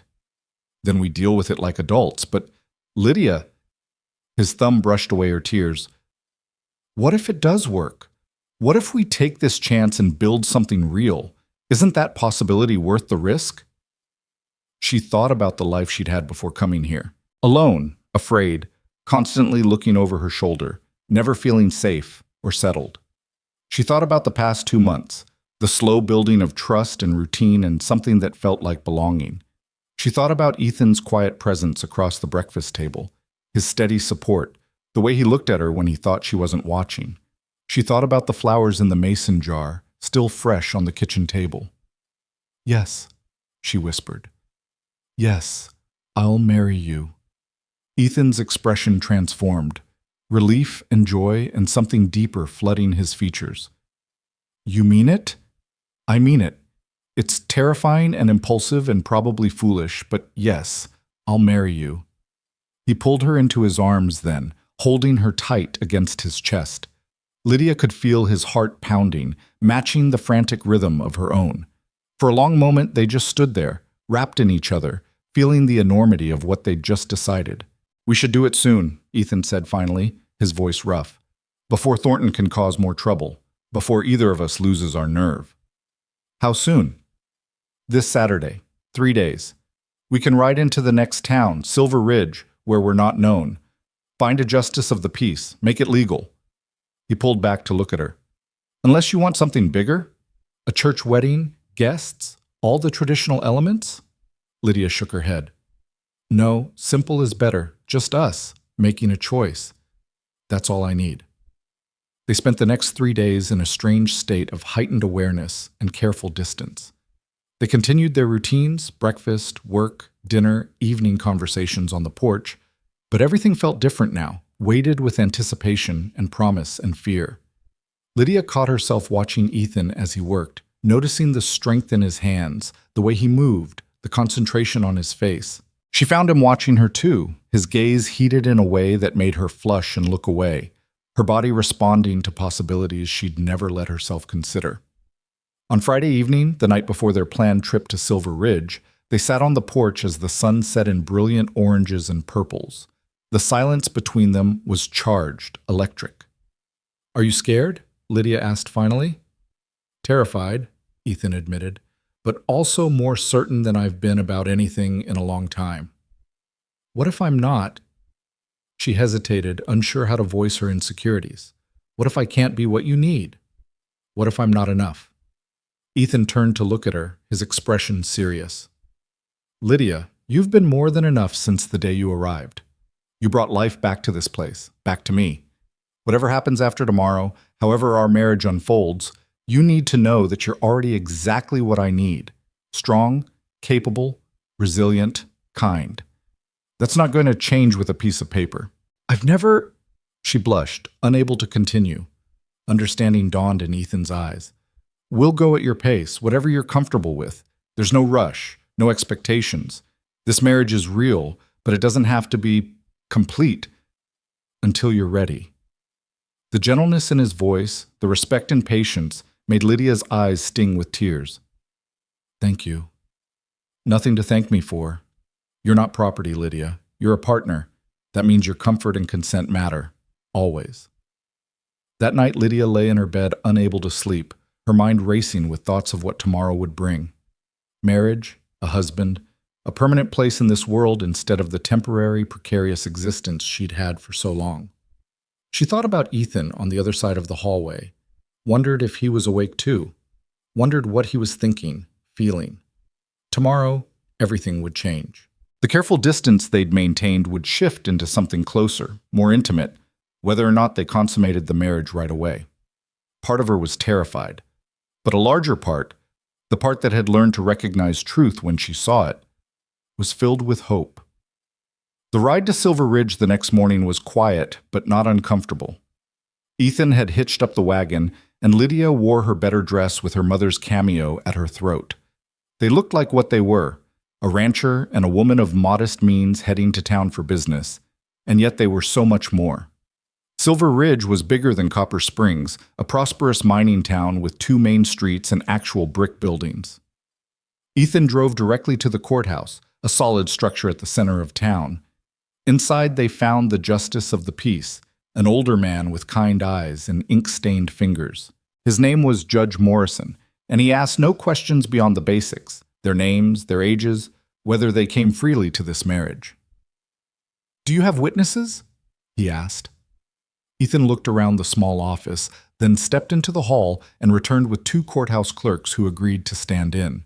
They were young women, sisters maybe, who smiled at Lydia with genuine warmth. "A wedding," one of them whispered. "How lovely." Judge Morrison began the ceremony, and Lydia felt reality crash over her in waves. This was happening. This was real. She was about to marry a man she'd known for 2 months, was about to tie her life to his in the most permanent way possible. "Do you, Ethan Cole, take this woman to be your lawfully wedded wife?" Judge Morrison asked. "I do." Ethan's voice was clear and strong, no hesitation. "And do you, Lydia Hale, take this man to be your lawfully wedded husband?" Lydia looked at Ethan, at his steady gray eyes, his weather-worn face, the quiet strength in every line of him. She thought about everything that had brought her to this moment, the betrayal, the humiliation, the desperate acceptance of a stranger's offer. And then she thought about what had grown from that desperate beginning: trust, respect, affection, hope. "I do," she said, and meant it. "Then, by the power vested in me by the territory of Arizona, I pronounce you husband and wife." Judge Morrison smiled.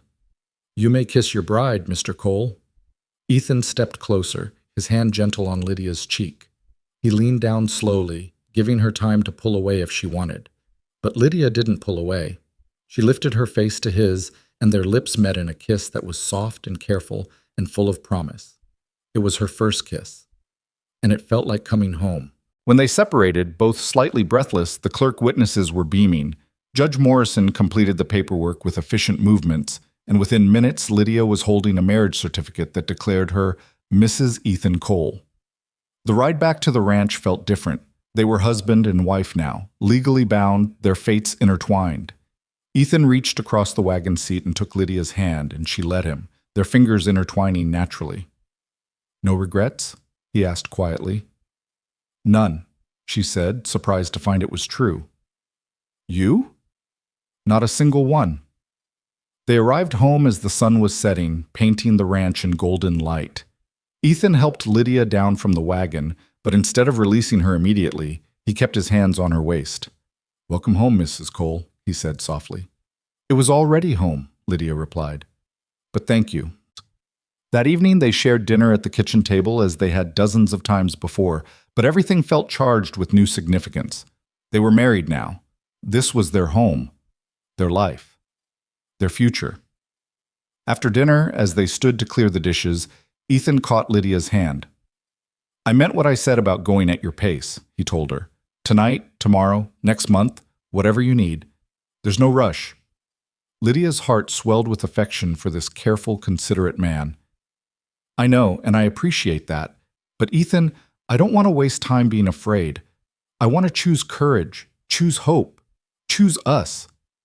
Understanding dawned in his eyes, followed by heat that made Lydia's breath catch. "Are you sure?" he asked. "I'm sure." Ethan led her upstairs, past the room that had been hers for 2 months, to his room at the end of the hall. It was larger than hers, sparsely furnished but clean. The bed dominated the space, covered with a quilt that Sarah had probably made. Lydia felt a moment of uncertainty. Was it wrong to be here, in the bed he'd shared with his first wife? But Ethan seemed to sense her hesitation.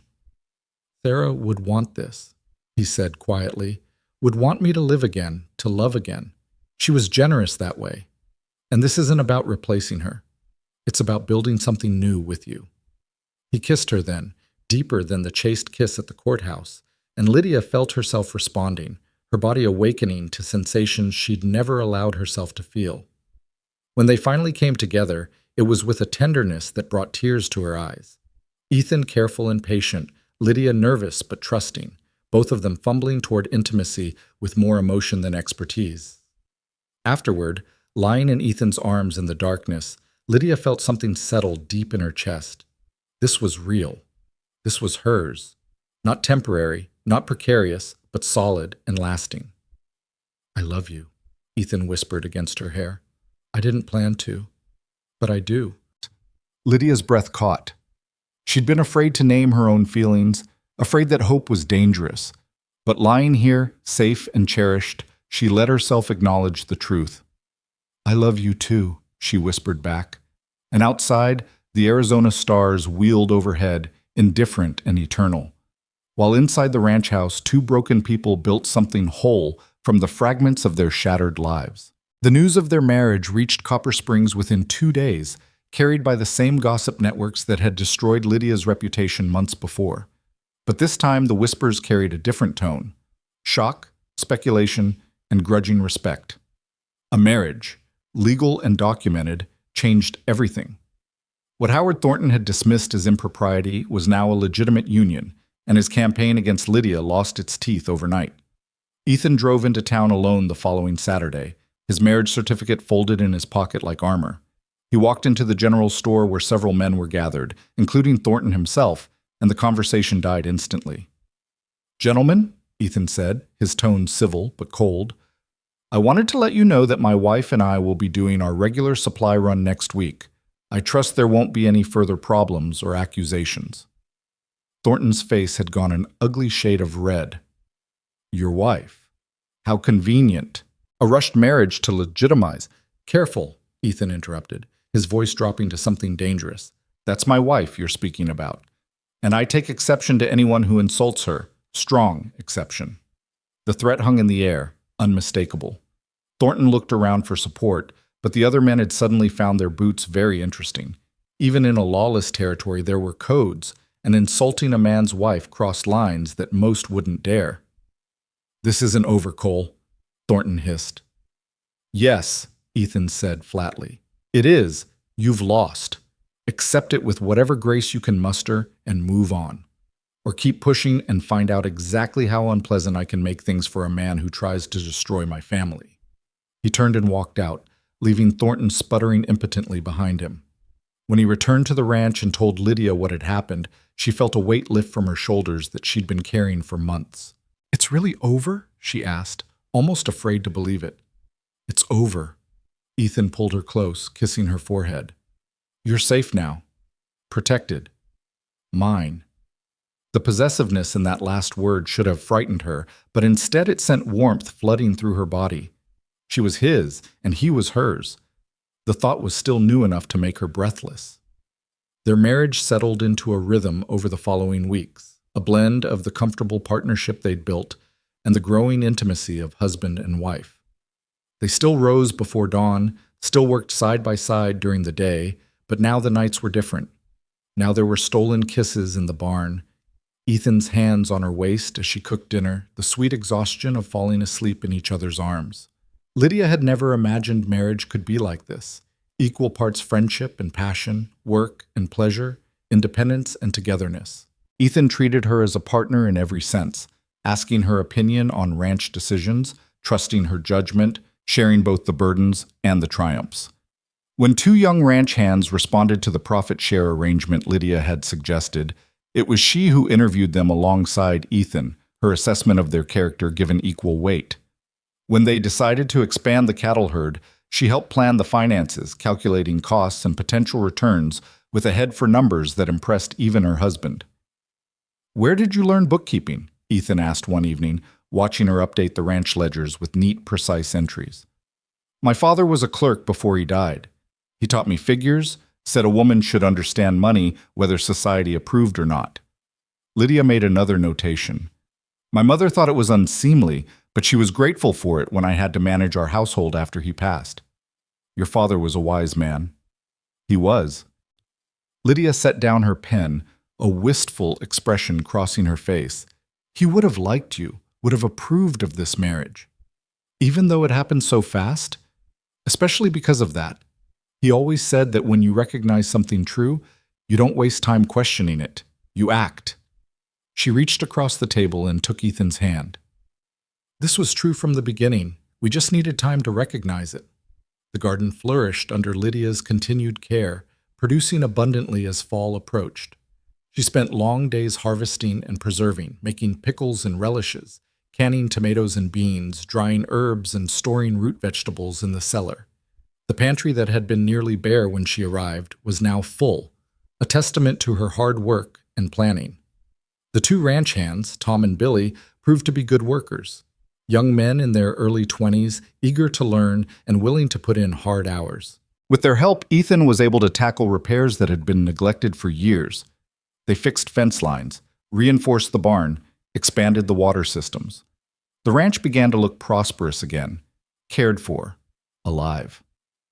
One evening in late October, as the air turned crisp with the promise of winter, Lydia realized her monthly courses were late. At first she dismissed it. Stress and change could affect such things. But when another week passed, then two, she allowed herself to consider the possibility that made her heart race with equal parts joy and terror. She might be pregnant. The thought consumed her for days before she found the courage to tell Ethan. She chose a quiet evening after the ranch hands had retired to the bunkhouse when they were alone on the porch watching the stars emerge. "Ethan," she said carefully, "I need to tell you something. I'm not certain yet, but I believe I might be carrying a child." The words hung in the cool air between them.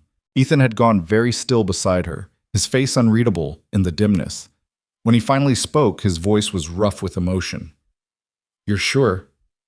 "Not completely, but my courses are 3 weeks late and I've been feeling strange in the mornings, queasy, tired. Yes, I think I'm pregnant." Ethan stood abruptly, walking to the porch railing and gripping it hard. Lydia felt her heart sink. Of course he was afraid. Of course this news would bring back the nightmare of losing Sarah and their baby. How could she have expected anything else? "I'm sorry," she whispered. "I know this must be frightening for you. After what happened with Sarah." "Don't," Ethan's voice cracked. "Don't apologize for giving me hope I thought I'd never have again." He turned, and in the starlight she could see tears on his face. "I'm terrified, Lydia. I won't lie about that. The thought of going through that again, of losing you the way I lost Sarah, it's my worst nightmare." "But?" She heard the word he hadn't spoken. "But I also want this so much it hurts. Want to see you grow round with our child. Want to hold a baby that's ours, that's proof we didn't just survive but thrived. Want to build a family with you." He came back to her, kneeling beside her chair and taking her hands. "I'm scared, but I'm also happier than I've been in years. Is that wrong?" "No." Lydia cupped his face, her own tears falling now. "No, it's not wrong. It's human. We can be both afraid and joyful. That's allowed." They held each other as the stars wheeled overhead, two people on the edge of something momentous and terrifying and beautiful. A new life growing between them, a future unfolding whether they were ready or not. The pregnancy was confirmed by the doctor in Silver Ridge a week later. Dr. Brennan was an elderly woman with sharp eyes and gentle hands, one of the few female physicians in the territory. She examined Lydia thoroughly, asked detailed questions, and finally nodded with satisfaction. "You're about 2 months along, I'd estimate. Due sometime in late May or early June." She looked at Ethan, who'd insisted on being present. "Your wife appears healthy and strong, but I understand you lost your first wife in childbirth." "Yes." Ethan's voice was tight. "Then you need to understand something. Every pregnancy is different. Every woman is different. What happened before doesn't dictate what will happen now." Dr. Brennan turned to Lydia. "You take care of yourself, eat well, don't overwork. And you," she fixed Ethan with a stern look, "don't let your fear make you treat her like she's made of glass. Women have been having babies since the beginning of time.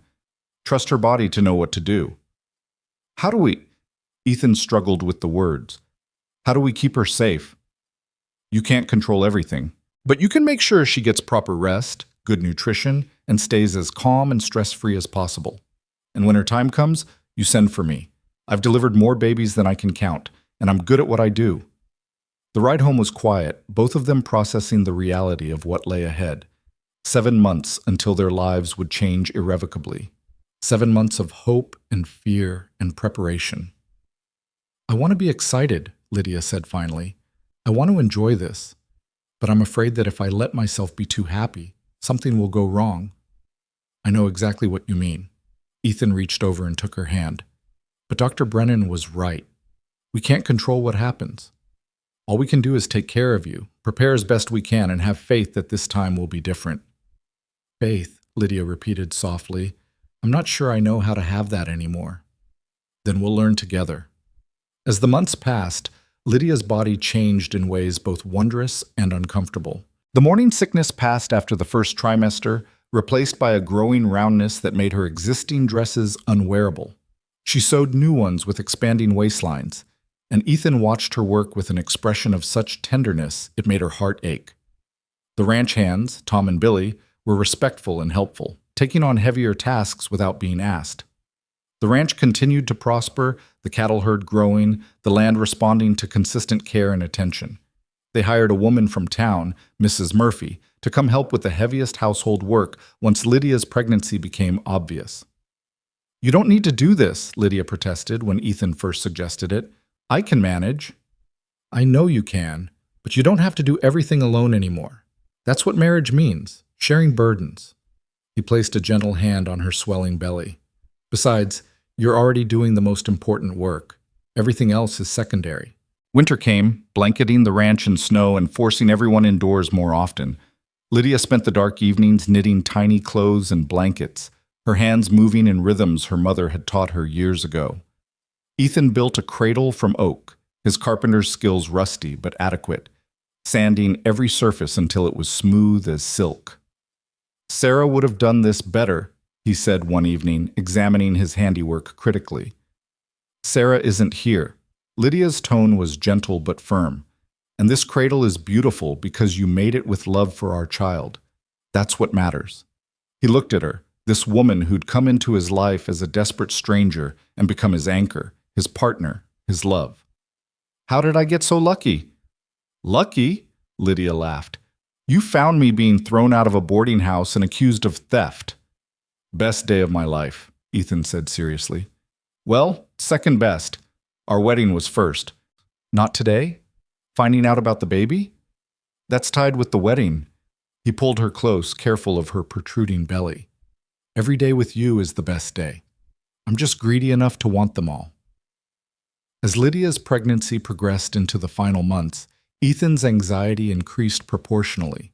He hovered, worried about every twinge and discomfort, drove her to distraction with his overprotectiveness. "I'm pregnant, not dying," Lydia finally snapped one March afternoon when he'd tried to prevent her from climbing the stairs. "Women do this all the time. Stop treating me like I'm about to shatter." "I'm sorry." Ethan ran a hand through his hair, looking haggard. "I just keep thinking about—" "I know what you're thinking about. But Ethan, you can't spend the next 3 months in constant fear. It's not good for you, and it's not good for me." She took his hands, placing them on her belly where the baby was actively kicking. "Feel that? That's a strong, healthy baby. My body knows what it's doing. You have to trust it. Trust me." "I do trust you. It's fate I don't trust, circumstances. The universe's tendency toward cruelty." "Then trust Dr. Brennan. Trust that we've done everything right, and trust that whatever happens, we'll face it together." She stood on tiptoe to kiss him. "But right now, nothing is wrong. I'm healthy, the baby's active, and we're prepared. So please, my love, try to enjoy this instead of just enduring it in fear." Her words helped, though Ethan's anxiety never fully disappeared. He threw himself into final preparations, making sure the house was ready, that supplies were stocked, that Dr. Brennan knew she might be summoned at any moment. Tom and Billy were given strict instructions about what to do if Lydia went into labor when Ethan was out on the range. "You'd think he was the first man to ever have a baby on the way," Tom said to Lydia one afternoon, his tone affectionate. "Never seen a man so wound up." "He lost his first wife this way," Lydia explained quietly. "It's not just nervousness, it's trauma." "Makes sense then. But for what it's worth, ma'am, you look strong as an ox. Begging your pardon for the comparison, but it's meant as a compliment." Lydia laughed despite herself. "I'll take it as one." May arrived with unseasonable heat, and Lydia felt increasingly uncomfortable as her due date approached. She was huge now, her belly so distended she could barely see her feet. Sleep was difficult, her back ached constantly, and the baby seemed to have decided that nighttime was perfect for acrobatics. "I'm ready for this to be over," she told Ethan one sweltering evening, fanning herself on the porch. "Just a few more weeks at most." "That's easy for you to say. You're not the one carrying an entire person around in your midsection." Ethan grinned, then quickly hid it when she glared at him.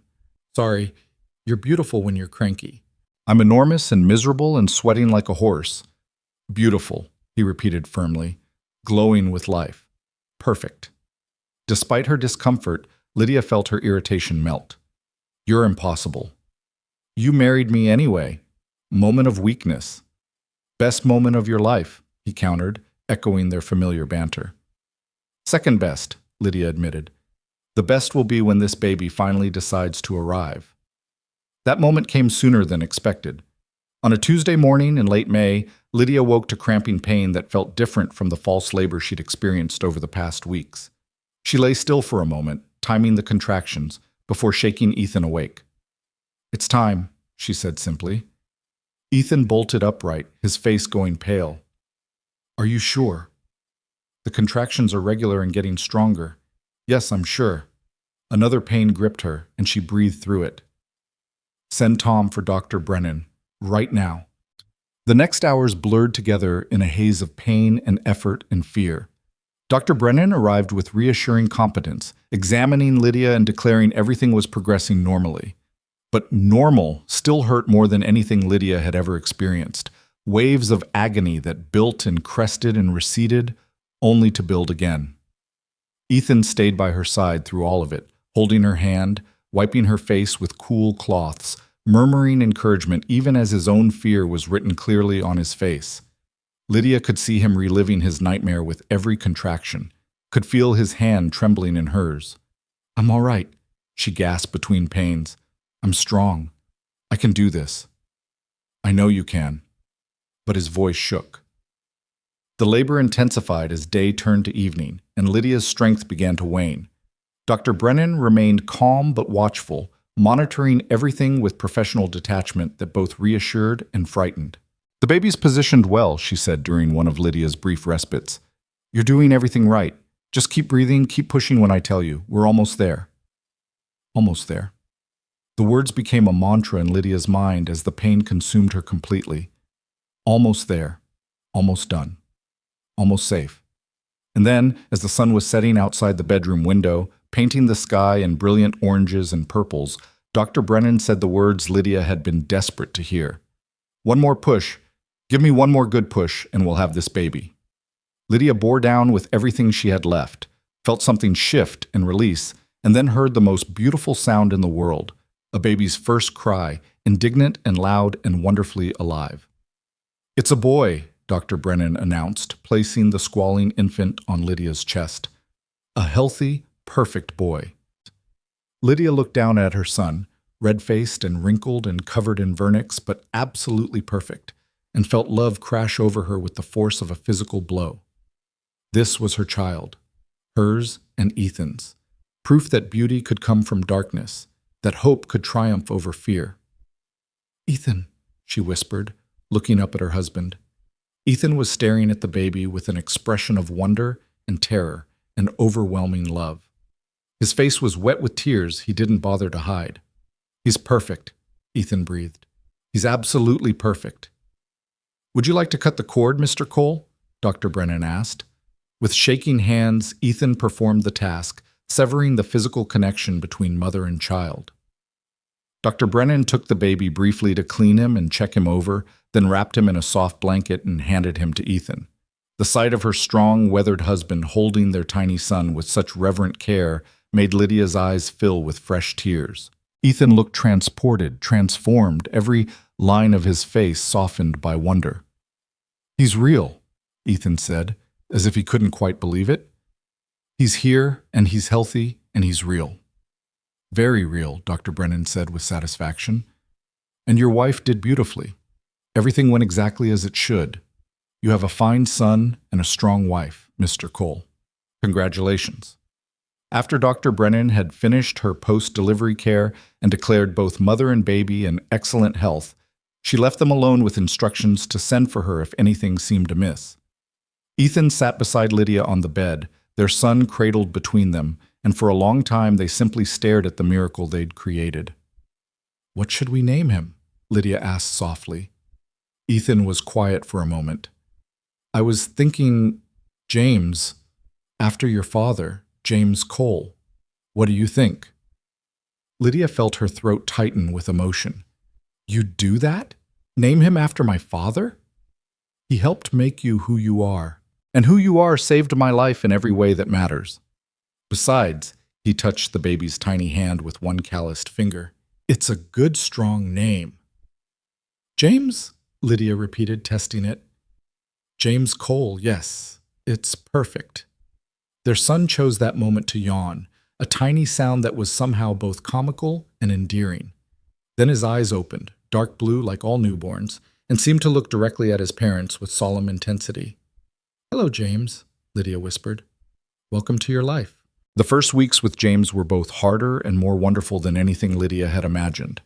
The baby was healthy and strong, but he had powerful lungs and used them frequently, especially in the dark hours before dawn. Lydia walked the floor with him countless times, singing lullabies her mother had sung to her, swaying in the moonlight that streamed through the windows. Ethan was a revelation as a father. The fear that had consumed him during the pregnancy transformed into fierce protectiveness and tender devotion. He changed diapers without complaint, walked James when Lydia was too exhausted, and sat for hours simply watching his son sleep with an expression of wonder that never quite faded. "I can't believe he's real," Ethan said one night, holding James against his chest while the baby dozed. "That he's ours, that we get to keep him." "We do," Lydia confirmed softly, curled beside them in bed. "He's ours and he's healthy, and we're a family." The word still felt new and precious. Family. She'd lost hers so long ago and had never quite believed she'd have another. But here it was. A husband who loved her, a son who depended on her, a home that was truly theirs. As spring turned to summer, life on the ranch developed a new rhythm. The ranch hands, Tom and Billy, proved invaluable, managing much of the daily work while Ethan focused on being present for his wife and son. Mrs. Murphy came more frequently, helping with household tasks and cooing over baby James with the expertise of a woman who'd raised 6 children of her own. "He's got his father's eyes," she declared one afternoon, bouncing James on her hip while Lydia prepared lunch. "Same serious look, like he's puzzling out the mysteries of the universe." "He's 3 months old," Lydia laughed. "I don't think he's puzzling out much beyond when his next meal's coming." "Don't you believe it? Babies see more than we give them credit for." Mrs. Murphy kissed James's downy head. "This one's going to be smart. I can tell." The ranch continued to prosper under their combined efforts. The profit-sharing arrangement with Tom and Billy was working well, and they'd been able to expand the cattle operation significantly. Lydia's careful management of finances meant they were not only solvent, but actually saving money for the first time in years. One evening in July, as they sat on the porch with James asleep in his cradle beside them, Ethan brought up something that had clearly been on his mind. "I've been thinking about the future," he said, "about what we're building here." "And?" Lydia prompted. "This ranch could be something really significant. With the right investments, the right expansion, we could build something that lasts, something to leave to James and any other children we might have." Lydia felt her heart skip. "Other children?" "If you want them, if you're willing." Ethan reached for her hand. "I know the birth was hard, and I understand if once is enough. But watching you with James, seeing you as a mother, I can't help but hope for more. A house full of children. A legacy." "I'd like that," Lydia said softly. "Not right away. I'm not ready yet. But yes, eventually, I'd like James to have siblings." They sat in comfortable silence for a while, watching the sun paint the sky in shades of pink and gold. The land stretched before them, the Triple Creek Ranch that had been a neglected, struggling operation when Lydia first arrived and was now thriving, full of potential. "There's something else," Ethan said. "I want to add your name to the deed. Make you a legal co-owner of this ranch. It's not just mine anymore. It's ours. That should be official. Lydia turned to stare at him. Ethan, you don't have to do that. I know I don't have to. I want to. You've put as much work into this place as I have, made as many sacrifices, had as much vision for what it could become. You deserve to own it equally. He squeezed her hand. Besides, if something happened to me, I want to know you and James would be protected, that no one could take this from you. Nothing's going to happen to you, Lydia said fiercely. Probably not. But life is uncertain. We both know that better than most. His expression was serious. Please, let me do this. Let me give you the security you've never had. So they made the trip to Silver Ridge the following week. James bundled in a basket between them and filed the paperwork that made Lydia Hale Cole the legal co-owner of the Triple Creek Ranch. Walking out of the courthouse with that document felt almost as momentous as their marriage certificate had. How does it feel to be a landowner? Ethan asked as they drove home. Terrifying, Lydia admitted, and wonderful, and like I finally have something no one can take away. No one will ever take anything from you again, Ethan promised, not while I'm breathing. As summer progressed into fall, James grew from a newborn into a baby with personality, quick to smile, especially at his father, and already showing signs of the stubborn determination that characterized both his parents. Lydia chronicled his developments in a journal, wanting to remember every moment of this precious time. The ranch thrived. They hired another hand, a Mexican man named Carlos who had years of experience with cattle and taught them techniques they'd never considered. The garden produced abundantly again, and Lydia spent long days preserving food for winter, James in a basket nearby where she could watch him while she worked. It was Carlos who first noticed the strangers watching the ranch. He mentioned it to Ethan one October afternoon, his expression troubled. I've seen the same two men on the Eastern Ridge 3 times this week, he said. They're watching the herd, the house. Could be rustlers, could be something else. But it's not casual. Ethan's expression hardened. Show me where. That evening, he took his rifle and rode out to investigate. He returned after dark, his face grim. It's Thornton's men, he told Lydia, who'd been pacing the kitchen in worry. I recognized one of them from town. They didn't try to hide once I confronted them, said they were just surveying the area. What does that mean? Lydia felt cold fear creeping up her spine. I thought we were done with him. The marriage, the baby. I thought he'd given up. So did I. Ethan set his rifle aside and pulled her close. But apparently not. I'll go into town tomorrow, talk to the marshal, make it official that they're trespassing. Whatever Thornton's planning, we'll deal with it. But the marshal, when Ethan spoke to him the next day, was less helpful than hoped. Thornton had recently made a substantial donation to the town, funding a new schoolhouse, and his influence had grown accordingly. The marshal promised to look into it, but made no commitments beyond that. He's going to come at us sideways, Ethan told Lydia that night. Can't attack you directly anymore, so he'll go after the ranch, the business, anything he can touch. Then we protect everything we can and prepare for whatever comes. Lydia's voice was steady, despite her fear. We've survived worse. We'll survive this. The attack, when it came, was more insidious than either of them expected. Rumors began circulating in town, whispers that the Triple Creek cattle were diseased, that buying beef from the Coles was dangerous. Orders that had been promised were mysteriously canceled. Merchants who'd been friendly became suddenly cool. It's Thornton, Tom reported after a trip to town for supplies. He's spreading lies, pressuring people to boycott anything connected to this ranch. Says he's protecting the community from... He hesitated. From what? Ethan demanded. From folks of questionable character who can't be trusted. Tom's face was red with anger. It's horseshit, begging your pardon, ma'am. Everyone knows it. But he's got money and influence, and people are scared to cross him. The financial impact was immediate and severe. Without buyers for their cattle, their income dried up. The mortgage payment on the expanded herd was coming due, and they didn't have the funds to cover it. Lydia spent a sleepless night going over the books, trying to find a solution. In the morning, she presented her findings to Ethan with grim determination. We have 3 options, she said.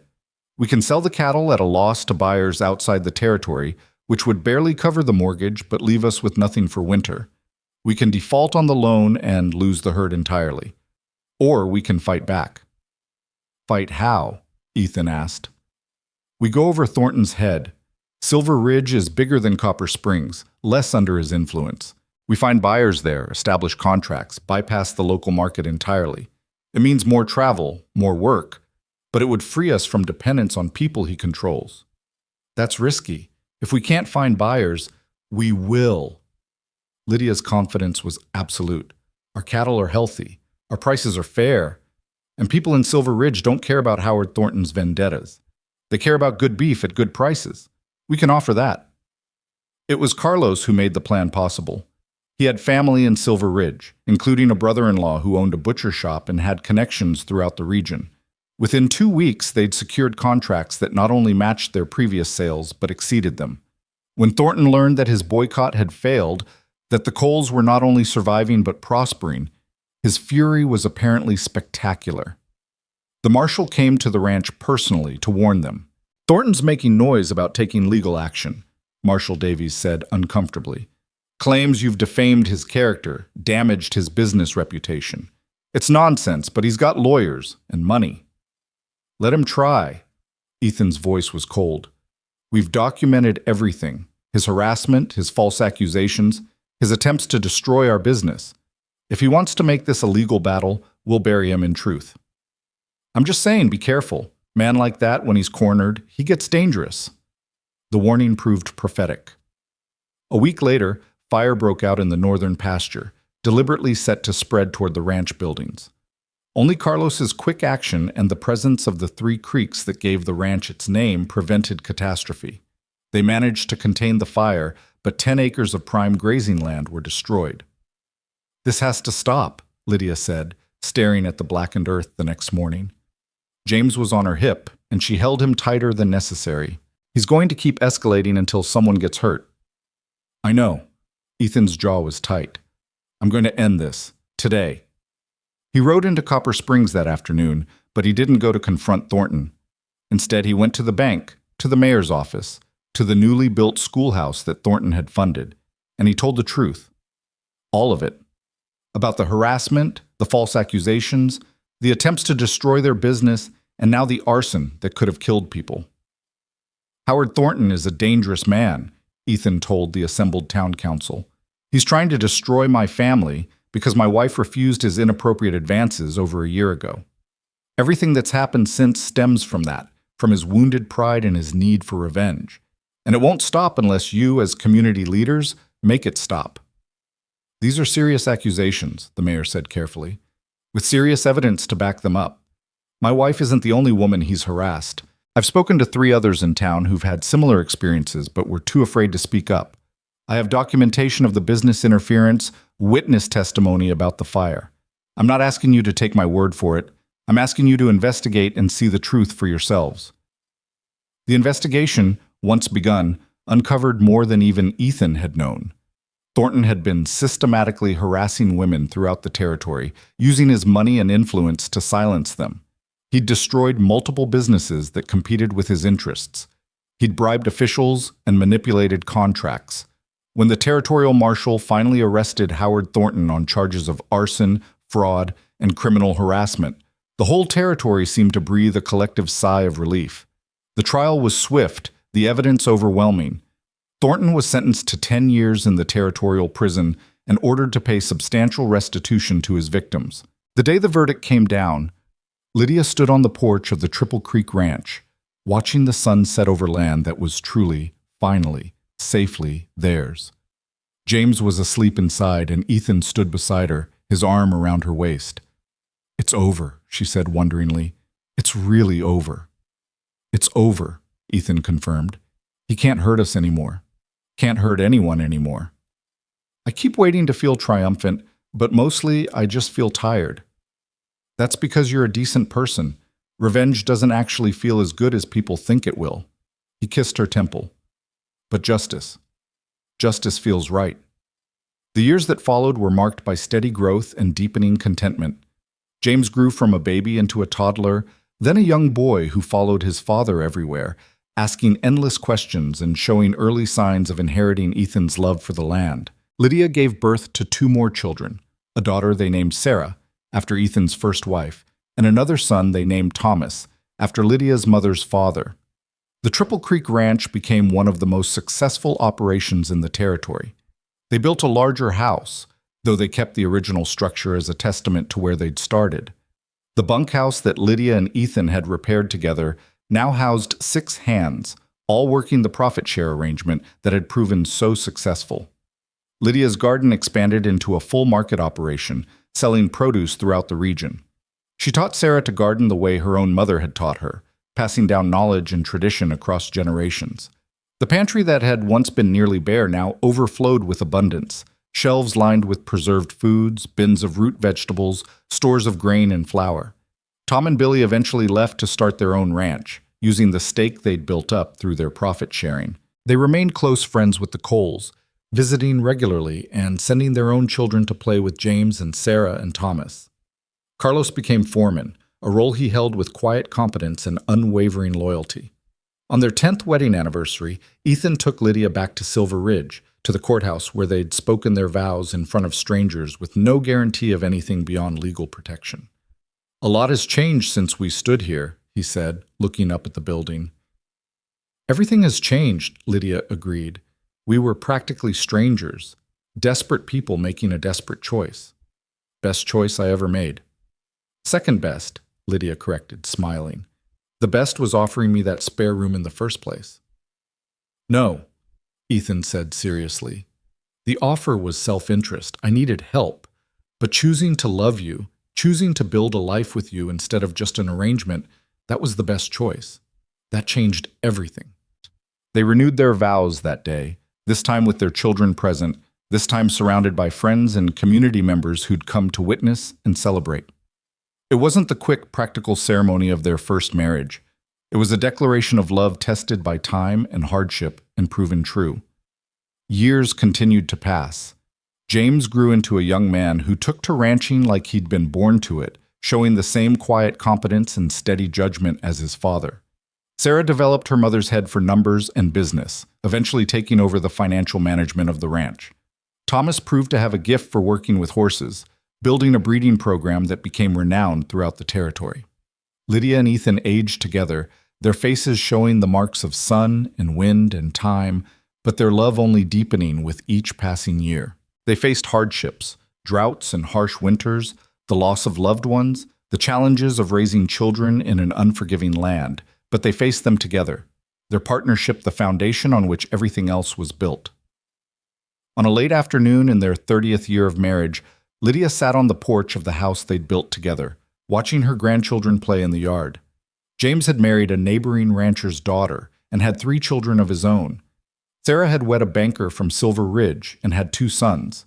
Thomas was courting a schoolteacher, and the wedding was planned for spring. Ethan came out and settled into the chair beside her, moving a bit more slowly than he once had, but still strong, still steady. "You look thoughtful," he observed. "I was thinking about the day we met, the day I was thrown out of that boarding house and had nowhere to go. If someone had told me then what my life would become, this ranch, this family, this love, I never would have believed it."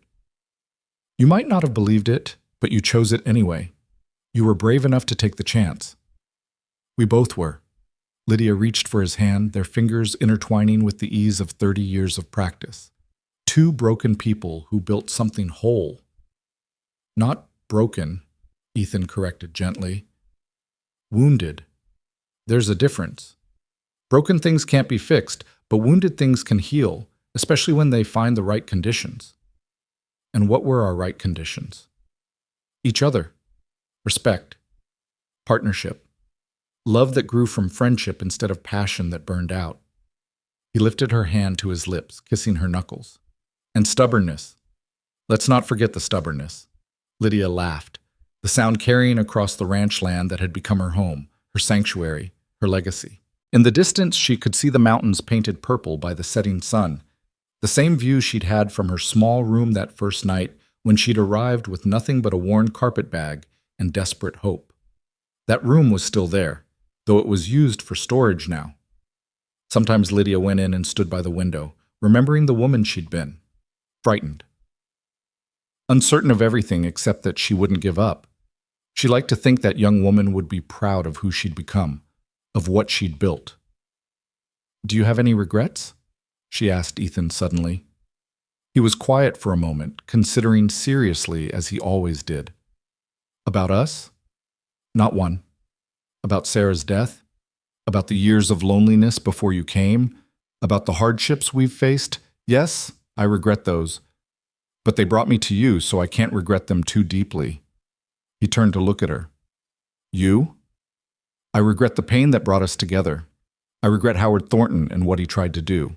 I regret that I ever had to feel unsafe or unwanted or afraid. She squeezed his hand. But I don't regret where those experiences led me. I don't regret this life. I don't regret you. Their grandson, James's eldest boy named Ethan, after his grandfather, ran up to the porch, breathless and excited. Grandma, Grandpa, come see. Pa says the new foal is born, and it's the prettiest thing you ever saw. We're coming, Lydia said, rising with only a slight stiffness in her joints. They walked together toward the barn, their hands still linked, their steps matched by long practice. The ranch bustled with life around them, children playing, hands working, animals grazing, gardens growing. Everything they'd built, everything they'd fought for, everything they'd loved into existence. That night, lying in bed with the windows open to the cool spring air, Lydia thought about legacy.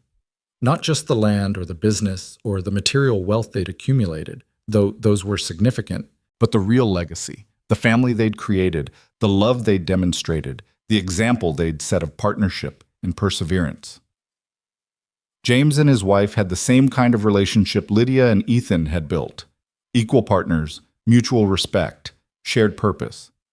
Sarah and her husband had weathered hardship together and emerged stronger. Thomas was choosing a woman not for beauty or fortune, but for character and compatibility. We did it right, she whispered into the darkness. Beside her, Ethan stirred. Did what right? Everything. The marriage, the children, the ranch. We took something that started from desperation and trauma and fear, and we made it into something beautiful. We broke the cycle. Our children don't carry our wounds, they carry our strength. Our grandchildren too, Ethan added. They'll never know what it's like to feel unsafe or unwanted. They'll grow up knowing they're loved, that they belong, that they have a place in this world that no one can take from them. It was, Lydia thought, the greatest achievement of their lives. Greater than the successful ranch, greater than the financial security, greater even than the love they'd found together. They'd created safety for the next generation. They'd given their children and grandchildren the foundation they themselves had never had. Years later, when Lydia was an old woman with silver hair and Ethan's hands had become gnarled with arthritis, they still sat on that porch every evening, watching the sun set over the land they'd built together.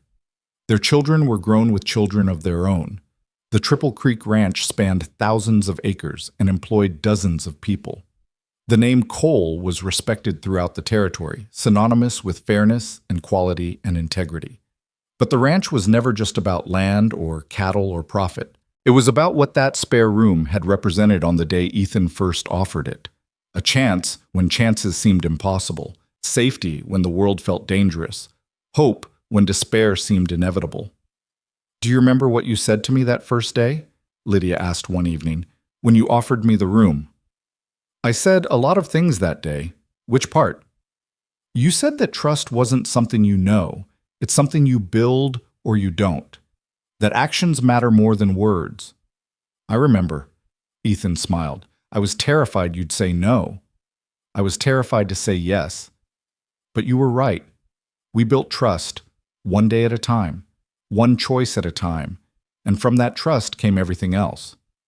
No regrets? It had become their question over the years, asked and answered countless times. Not one, Lydia replied, as she always did. You? Not a single one. As the sun dipped below the horizon, painting the sky in brilliant golds and deep purples, Lydia leaned her head on Ethan's shoulder and felt the profound contentment of a life well lived. She'd started with nothing, no home, no safety, no hope. She'd been cast out, accused, humiliated, and afraid. But a lonely cowboy had seen her fall and offered his spare room and his heart. And from that simple kindness, they'd built an empire of love that would last for generations. The ranch would continue after they were gone. Their children would carry it forward, and their children's children after that. The land would endure, the legacy would persist. But more than that, the truth they'd proven together would echo through time, that kindness offered at the right moment could change everything, that love could grow in the most unlikely places, that two wounded people could find healing in each other's arms. In the end, it wasn't about the spare room or the ranch or the wealth they'd accumulated. It was about the choice they'd made to see each other's worth when the world saw nothing. It was about building trust from nothing, family from loneliness, and love from desperation. It was about taking the broken pieces of their lives and creating something whole and beautiful and lasting. And as the stars emerged in the darkening sky above the Triple Creek Ranch, Lydia knew with absolute certainty that their story, imperfect and hard-won and gloriously real, was exactly what it was meant to be. A testament to courage, a celebration of love, and proof that the best things in life often come from the moments when we're brave enough to accept help, wise enough to offer it, and strong enough to build something lasting from the ashes of what was lost. Their legacy wasn't just land or cattle or money, it was hope. And hope, they'd learned together, was the most valuable inheritance of all.